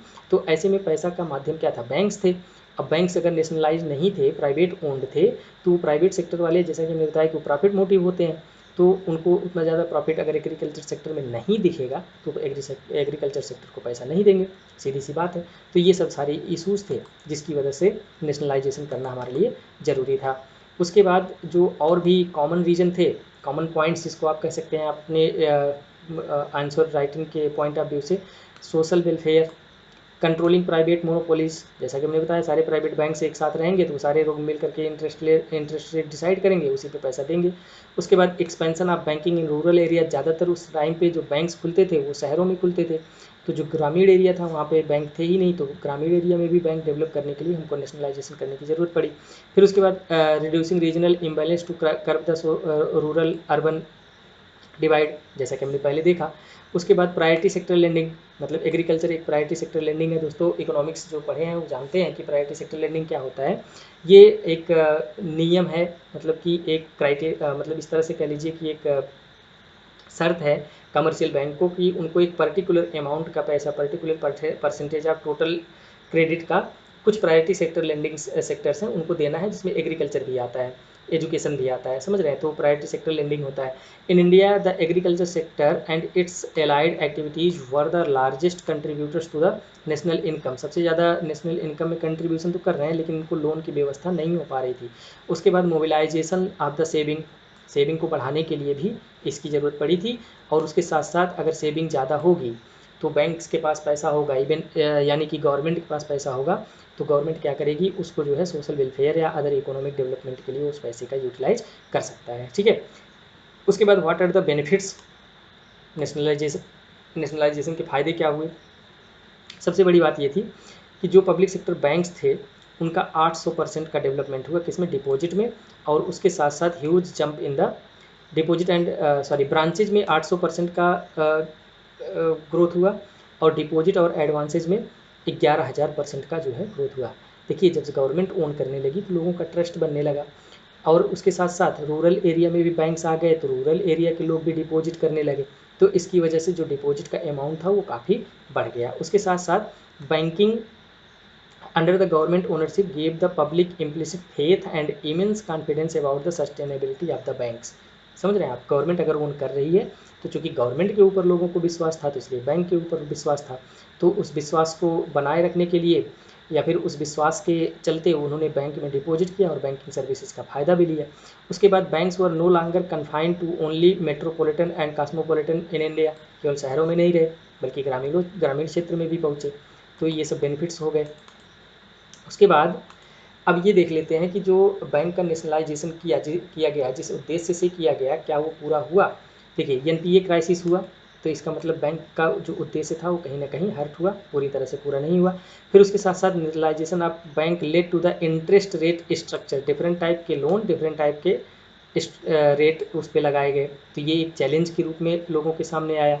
Banking is highly competitive enterprise, जैसा कि मैंने बताया कि प्राइवेट सेक्टर के लोग ओन करते थे तो वो कम्पिटिटिव होता था। क्यों? क्योंकि दूसरा व्यक्ति अगर प्रॉफिट ज़्यादा लेना चाह रहा है और अगला व्यक्ति कम प्रॉफिट पे ही काम कर रहा है, तो उनके बीच में एक कंपटीशन होता था। लेकिन अभी जब पब्लिक सेक्टर का बैंक हो गया तो उसमें जो है कंपटीशन का जो क्षमता था वो थोड़ा कम हो गया। इवन जो पब्लिक सेक्टर के बैंक थे और जो प्राइवेट सेक्टर के बैंक थे उनके बीच में भी कंपटीशन कम हो गया, और जहाँ पे भी दोस्तों कंपटीशन कम हो जाता है वहाँ पे जो सर्विस क्वालिटी होती है वो बैडली अफेक्ट होती है, एडवर्सली अफेक्ट होती है। समझ रहे हैं? फिर उसके बाद आल्दो लिबरल क्रेडिट पॉलिसी, देखिए बहुत सारी पॉलिसीज़ को क्रेडिट मतलब पैसा देने के लिए बहुत सारी पॉलिसीज़ को बहुत ही लिबरल और फ्लेक्सिबल बनाया गया, इसकी वजह से खूब सारे पैसे लिए गए और रिटर्न नहीं किए गए। समझ रहे हैं? फिर उसके बाद दो घटनाएं घटी, एक तो बैंक का एनपीए हो गया और दूसरा गवर्नमेंट लोन वेवर करने लगी, लोन को माफ़ करने लगी, इसलिए गवर्नमेंट के जो खर्चे हैं वो बढ़ने लगे। समझ रहे? तो उस क्या हुआ कि कहीं ना कहीं वो क्या हो गया, हार्मफुल हो गया। उसके बाद the experience of the nationalised bank has shown that these banks are now facing the problems having overdue loans and economically unviable branches. बहुत सारी ब्रांचेज ऐसी हैं जहाँ पे उनका ऑपरेशनल कास्ट उनके फ़ायदे से ज़्यादा है। मतलब वहाँ के देखिए अगर बैंक होगा तो वहाँ पे स्टाफ होगा, इलेक्ट्रिसिटी का बिल लगेगा, और जो भी रूम का रेंट होगा जहाँ पे वो खोले हैं ब्रांचेज उसका रेंट देना होगा, तो ये सब सारी चीज़ें उनके अपने खर्चे होते हैं। तो अगर उनको प्रॉफिट नहीं मिलेगा तो उनका जो है खर्चा होगा वो ज़्यादा हो जाएगा उनके फ़ायदे से, तो ऐसे में क्या हो जाएगा, वो अनवायेबल हो जाएंगे वो सारे बैंक्स। तो ये इशू भी नेशनलाइजेशन होने की वजह से आया। फिर उसके बाद extending loan to the agriculture and small scale industries is risky and less remunerative, such loans are against the sound banking rules and may weaken the economic viability of the institutions. इसके बारे में हमने बात कर ही लिया कि जो small scale industries हैं, जो फार्मर सेक्टर है, जो रूरल एरिया है, एग्रीकल्चर सेक्टर है, वहाँ पे लोन दे दिए लेकिन लोन मिल नहीं रहा है, तो इससे क्या हो गया, बैंक को जो है नुकसान हुआ। ठीक है, तो ये जो है एक इस तरह से कह सकते हैं आप, यही एक क्वेश्चन बन सकता है कि अभी 50 साल पूरे हुए हैं तो क्या हम ये कह सकते हैं कि जो नेशनलाइजेशन हुआ था, या फिर do you think the nationalization of bank have achieve their objectives, are they fail, critically analyze. तो क्रिटिकली एनालाइज में आप यही सब सारे पॉइंट्स लिखेंगे। उसके बाद एक छोटा सा टॉपिक और दोस्तों बच रहा है, उसको भी कंप्लीट कर लेते हैं, नेशनल टेक्निकल टेक्सटाइल मिशन। तो ये क्या है, कंटेक्स्ट ये है कि the cabinet committee of economic affairs has approved the setting up of national technical textile mission at a total outlay of 1480 crore. ये फैक्ट ज़रूरी नहीं है, ज़रूरी ये है कि एक नेशनल टेक्निकल टेक्सटाइल मिशन कुछ चल रहा है। तो सबसे पहले तो ये समझ लेते हैं कि टेक्निकल टेक्सटाइल्स क्या होते हैं। आसान भाषा में दोस्तों आप ये समझ लो, जो आप शर्ट पैंट पहनते हो, जो आप टॉप स्कर्ट पहनते हो, ठीक है, तो ये क्या है, इसका एक एस्थेटिक वैल्यू है। मतलब ये कि इसकी एक डिज़ाइन है प्रॉपर, और ये फैशन के अकॉर्डिंग है, आपको ये अच्छा लगता है पहनने में, समझ रहे हैं, तो इसका एक एस्थेटिक वैल्यू है। तो ये टेक्निकल टेक्सटाइल्स नहीं है, ये एस्थेटिक टेक्सटाइल्स हैं, तो जिसको आप अपने फैशन की वजह से पहनते हैं। टेक्निकल टेक्सटाइल्स ऐसे टेक्सटाइल्स होते हैं जिनका यूज टेक्निकल होता है, मतलब कि उसका कोई उद्देश्य होता है, उसका उद्देश्य एस्थेटिक वैल्यू को बढ़ाना नहीं होता है। समझ रहे हैं, मतलब उसका सुंदरता बढ़ाने के लिए उसका यूज़ नहीं होता है। फॉर एग्जांपल सीट बेल्ट ले लीजिए, समझ रहे हैं, तो सीट बेल्ट अगर बहुत सुंदर है तब भी उसका काम वही है, अगर वो देखने में अच्छा नहीं है तब भी उसका काम वही है कि आपकी सुरक्षा करना। तो ये ऑटोमोबाइल सेक्टर में क्या हो गया, ये टेक्निकल टेक्सटाइल हो गया। इसी तरह से एग्रीकल्चर में अगर टेक्निकल टेक्सटाइल की बात करें तो ऐसे मान लीजिए कोई ग्लव्स बना दिया गया, समझ रहे हैं, ऐसे कोई मास्क बना दिया गया कि आप पेस्टिसाइड का छिड़काव कर रहे हैं तो आपके चेहरे पे ना आए, आपके अंदर नाक के थ्रू ना जाए, या फिर आप कोई सॉइल टेस्टिंग कर रहे हैं तो आप ऐसा ग्लव्स पहने हुए हैं कि आपको कोई इन्फेक्शन ना हो। तो उसका जो डिज़ाइन होगा, उसका जो प्राइमरी मोटिव होगा कि उसकी इफ़ेक्टिवनेस हो, मतलब वो अच्छे से काम करे कि अगर कोई ग्लव्स है तो उसमें किसी भी तरह का इन्फेक्शन आने का चांस ना हो। इस पे ज़्यादा फोकस होगा, ना कि उसकी सुंदरता पे कि ये ग्लव्स बहुत ही मतलब सेक्सी होना चाहिए, अच्छा होना चाहिए, समझ रहे, तो इस तरह के उसका उद्देश्य नहीं होते हैं। तो आसान भाषा में टेक्निकल टेक्सटाइल का मतलब यही होता है। अभी इसको देख लेते हैं प्रॉपर क्या इसका डेफिनेशन है। Technical textiles are defined as a textile materials and products manufactured primarily for their technical performances and functional properties rather than aesthetic and decorative characteristics। अब ये परिभाषा आपको आसानी से समझ में आ गया होगा, समझ रहे हैं, तो ये है टेक्निकल टेक्सटाइल्स।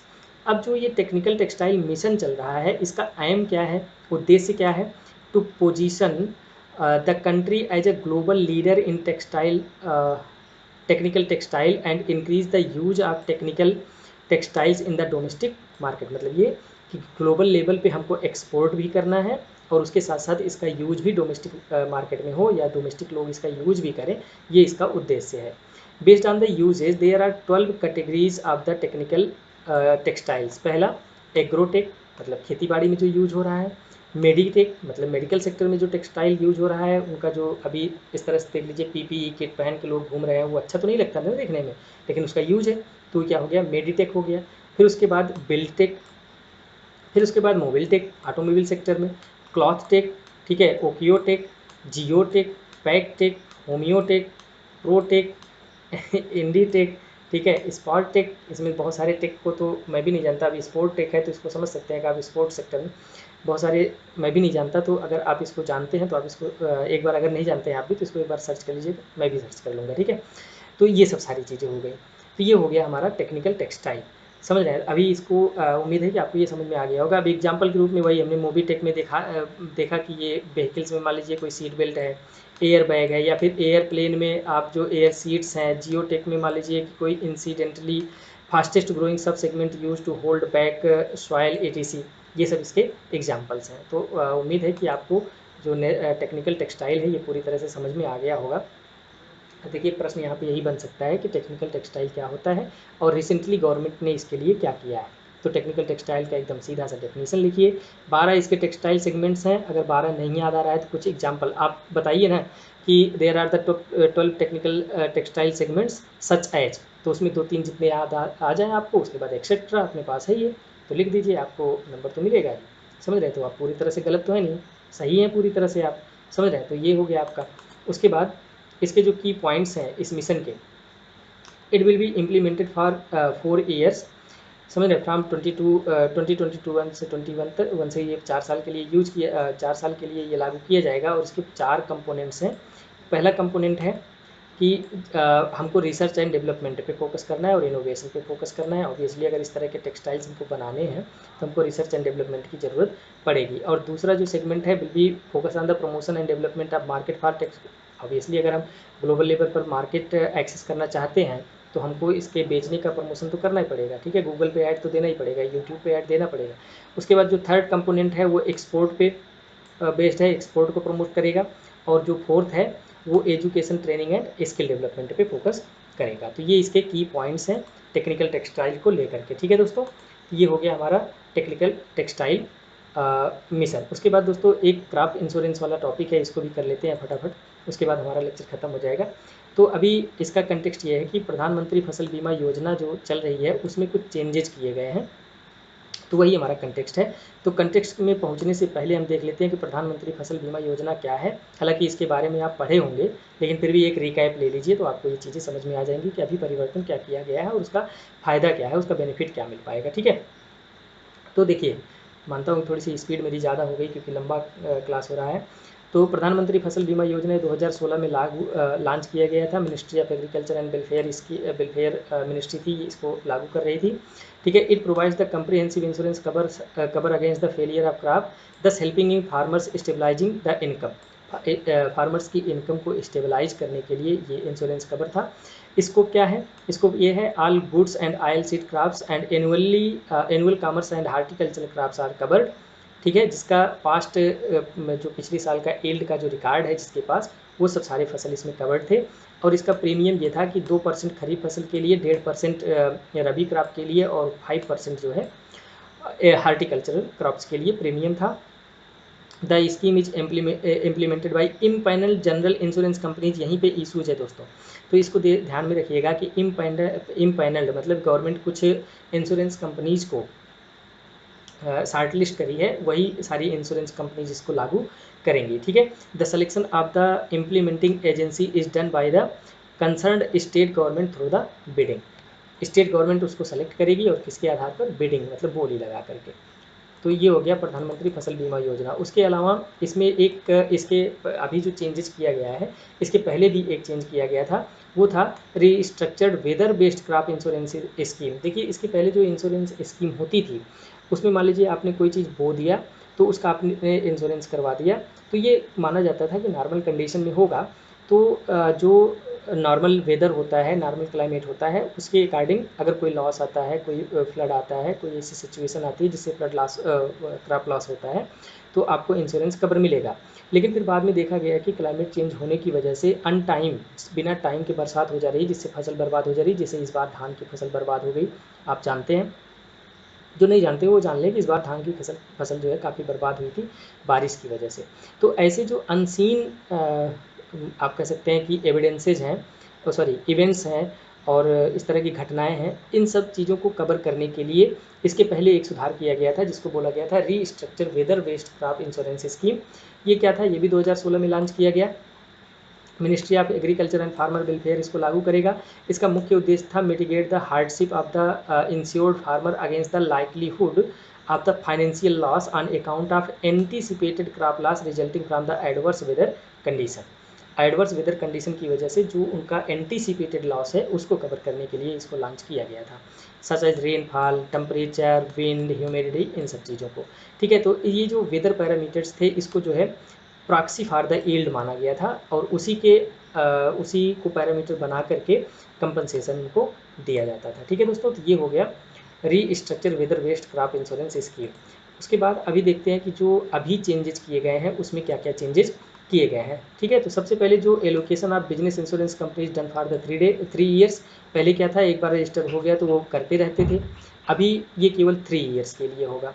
उसके बाद सेंट्रल सब्सिडी अंडर द प्रधानमंत्री Fasal Bima Yojana and restructure weather based crop insurance scheme to be limited to the premium for the up to 30%। 30% से ज़्यादा नहीं होगा अनइरीगेटेड क्षेत्र में और 25% से ज़्यादा नहीं होगा जो क्षेत्र इरीगेटेड है। अब कौन सा क्षेत्र मतलब इरीगेटेड माना जाएगा और कौन सा अनइरीगेटेड माना जाएगा उसको समझने के लिए तो गवर्नमेंट ने कहा कि ऐसे डिस्ट्रिक्ट्स जिसके पास 50%, जहाँ पे 50% या उससे ज़्यादा इरीगेटेड एरिया है उनको इरीगेटेड डिस्ट्रिक्ट माना जाएगा, समझ रहे हैं। और अगर 50% से कम हो रहा है तो वो अनइरीगेटेड एरिया हो गए। फिर उसके बाद flexibility to states and UTs to implement scheme with the option to select any or many of the additional risk covers, prevented sowing, localised calamity, mid season adversities, post harvest losses. ये सब state के ऊपर छोड़ दिया गया कि वो कौन कौन से और रिस्क इस स्कीम में इंक्लूड करना चाह रहे हैं। तो एक सेंटर ने लिस्ट तो दिया ही है कि ये सब सारे रिस्क हैं, उसके अलावा और भी अगर कोई रिस्क है जैसे प्रिवेंटेड सोइंग, किसी वजह से बुआई नहीं हो पाई, या फिर लोकलाइज्ड कोई कैलमिटी है, लोकल लेवल पे कोई आपदा विपदा आ गई, समझ रहे। तो इन सब चीज़ों को अगर स्टेट चाहे तो उसको इंक्लूड कर सकता है। फिर उसके बाद for estimation of crop losses and the admissible claims, 2 step process है इसमें। 2 स्टेप प्रोसेस को लॉन्च किया गया जिसमें कि वेदर इंडिकेटर्स, सेटेलाइट इंडिकेटर्स, ये सब सारी चीज़ें उसमें इंक्लूड किए गए। उसके साथ साथ enrolment under the scheme to be made voluntary for the farmers, जो भी सारे फार्मर्स, जितने भी फार्मर्स हैं, अगर वॉलंटरली वो उसमें अपने आप को रजिस्टर करना चाहते हैं तो अपने आप को रजिस्टर कर सकते हैं। उसके साथ साथ दोस्तों जो शेयर प्रीमियम का शेयर था उसमें भी थोड़ी सी चेंजिंग की गई है, उसको जो है 90% कर दिया गया। समझ रहे हैं, नॉर्थ ईस्टर्न स्टेट्स के लिए पहले जो कि 50% था, 50-50 था, अभी उसको 90 और 10 कर दिया गया है। तो ये सब सारे चेंजेज हैं दोस्तों। मैं मानता हूँ कि इसको बहुत तेज़ी से मैं इसको बता दिया, लेकिन उम्मीद है कि आपको ये समझ में आ गया होगा। इसमें कुछ चीज़ें नहीं है। 3 साल के लिए उनको कॉन्ट्रैक्ट दिया जाएगा, जो भी इंश्योरेंस कंपनीज होंगी, समझ रहे हैं। और उसके बाद जो प्रीमियम में सब्सिडी देती है गवर्नमेंट, उसमें जो है आपको मैक्सिमम 30% या फिर 25% इरीगेटेड क्षेत्र के लिए। और इरीगेटेड क्षेत्र ऐसे क्षेत्र होंगे जिसका 50% एरिया या उससे ज़्यादा इरीगेटेड क्षेत्र है। उसके बाद स्टेट गवर्नमेंट अगर और भी कोई इसमें कंडीशंस जोड़ना चाहती है तो वो जोड़ सकती है। 2 स्टेप प्रोसेस होगा जिसमें वेदर कंडीशन, सेटेलाइट डाटा, ये सब लिए जाएंगे। उसके बाद इसमें रजिस्टर करने के लिए सभी फार्मर्स वॉलंटरी एलिजिबल हैं, वॉलंटरली कोई भी फार्मर इसमें जाके रजिस्टर कर सकता है। उसके साथ नॉर्थ ईस्ट स्टेट्स के लिए जो गवर्नमेंट का शेयरिंग है उसको 90:10 कर दिया गया है, rather than 50-50।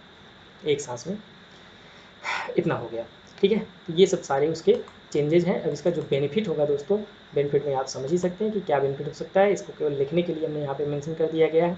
With these the changes it is expected that the farmers would be able to manage risk in agriculture production in a better way and will succeed in stabilizing the farm income. सही बात है। Further it will increase the coverage of the north eastern region enabling farmers of north eastern region to manage their agriculture risk in better way. Obviously plan के लिए भी है तो north east के लिए भी वही सारी चीज़ें हैं। These changes will also enable quick and accurate yield estimation leading to the faster claim of the settlement. समझ रहे हैं, सारी चीज़ें अगर ट्रांसपेरेंट होगी तो बहुत ही आसानी से जो है इसमें क्या हो सकता है उसका जो भी सेटलमेंट है वो आसानी से किया जा सकता है। दोस्तों 1.25 घंटा हो गया, 1.25 घंटे से मैं लगातार बोल रहा हूँ और उम्मीद है कि आपको ये सारी चीज़ें समझ में आ गई होंगी। मेरा मेहनत सफल हो जाएगा, आप लोग जो है अच्छे से इसको समझ लेंगे और अगर आएगा एग्ज़ाम में तो आप इसको अच्छे से लिख भी लेंगे। और मैं ये गारंटी के साथ कह सकता हूँ कि अगर 1.5 घंटे लेक्चर आप बिना प्लेबैक स्पीड बढ़ाए देख रहे होंगे तो कम से कम 2-3 बार पानी तो पिए ही होंगे, लेकिन मैं नहीं पिया हूँ, इसलिए जल्दी से ये लेक्चर मैं यहाँ पे कंक्लूड कर रहा हूँ। और दोस्तों यही है कि अगर वीडियोज़ आपको अच्छे लग रहे हैं, लेक्चर्स आपको पसंद आ रहे हैं, यूजफुल लग रहे हैं, तो आप अपने दोस्तों में इसको जरूर शेयर कीजिए और अभी तक सब्सक्राइब नहीं किए हैं तो प्लीज़ सब्सक्राइब करके हमको सपोर्ट कीजिए। Thanks for the watching this lecture, we will meet again in the next lecture.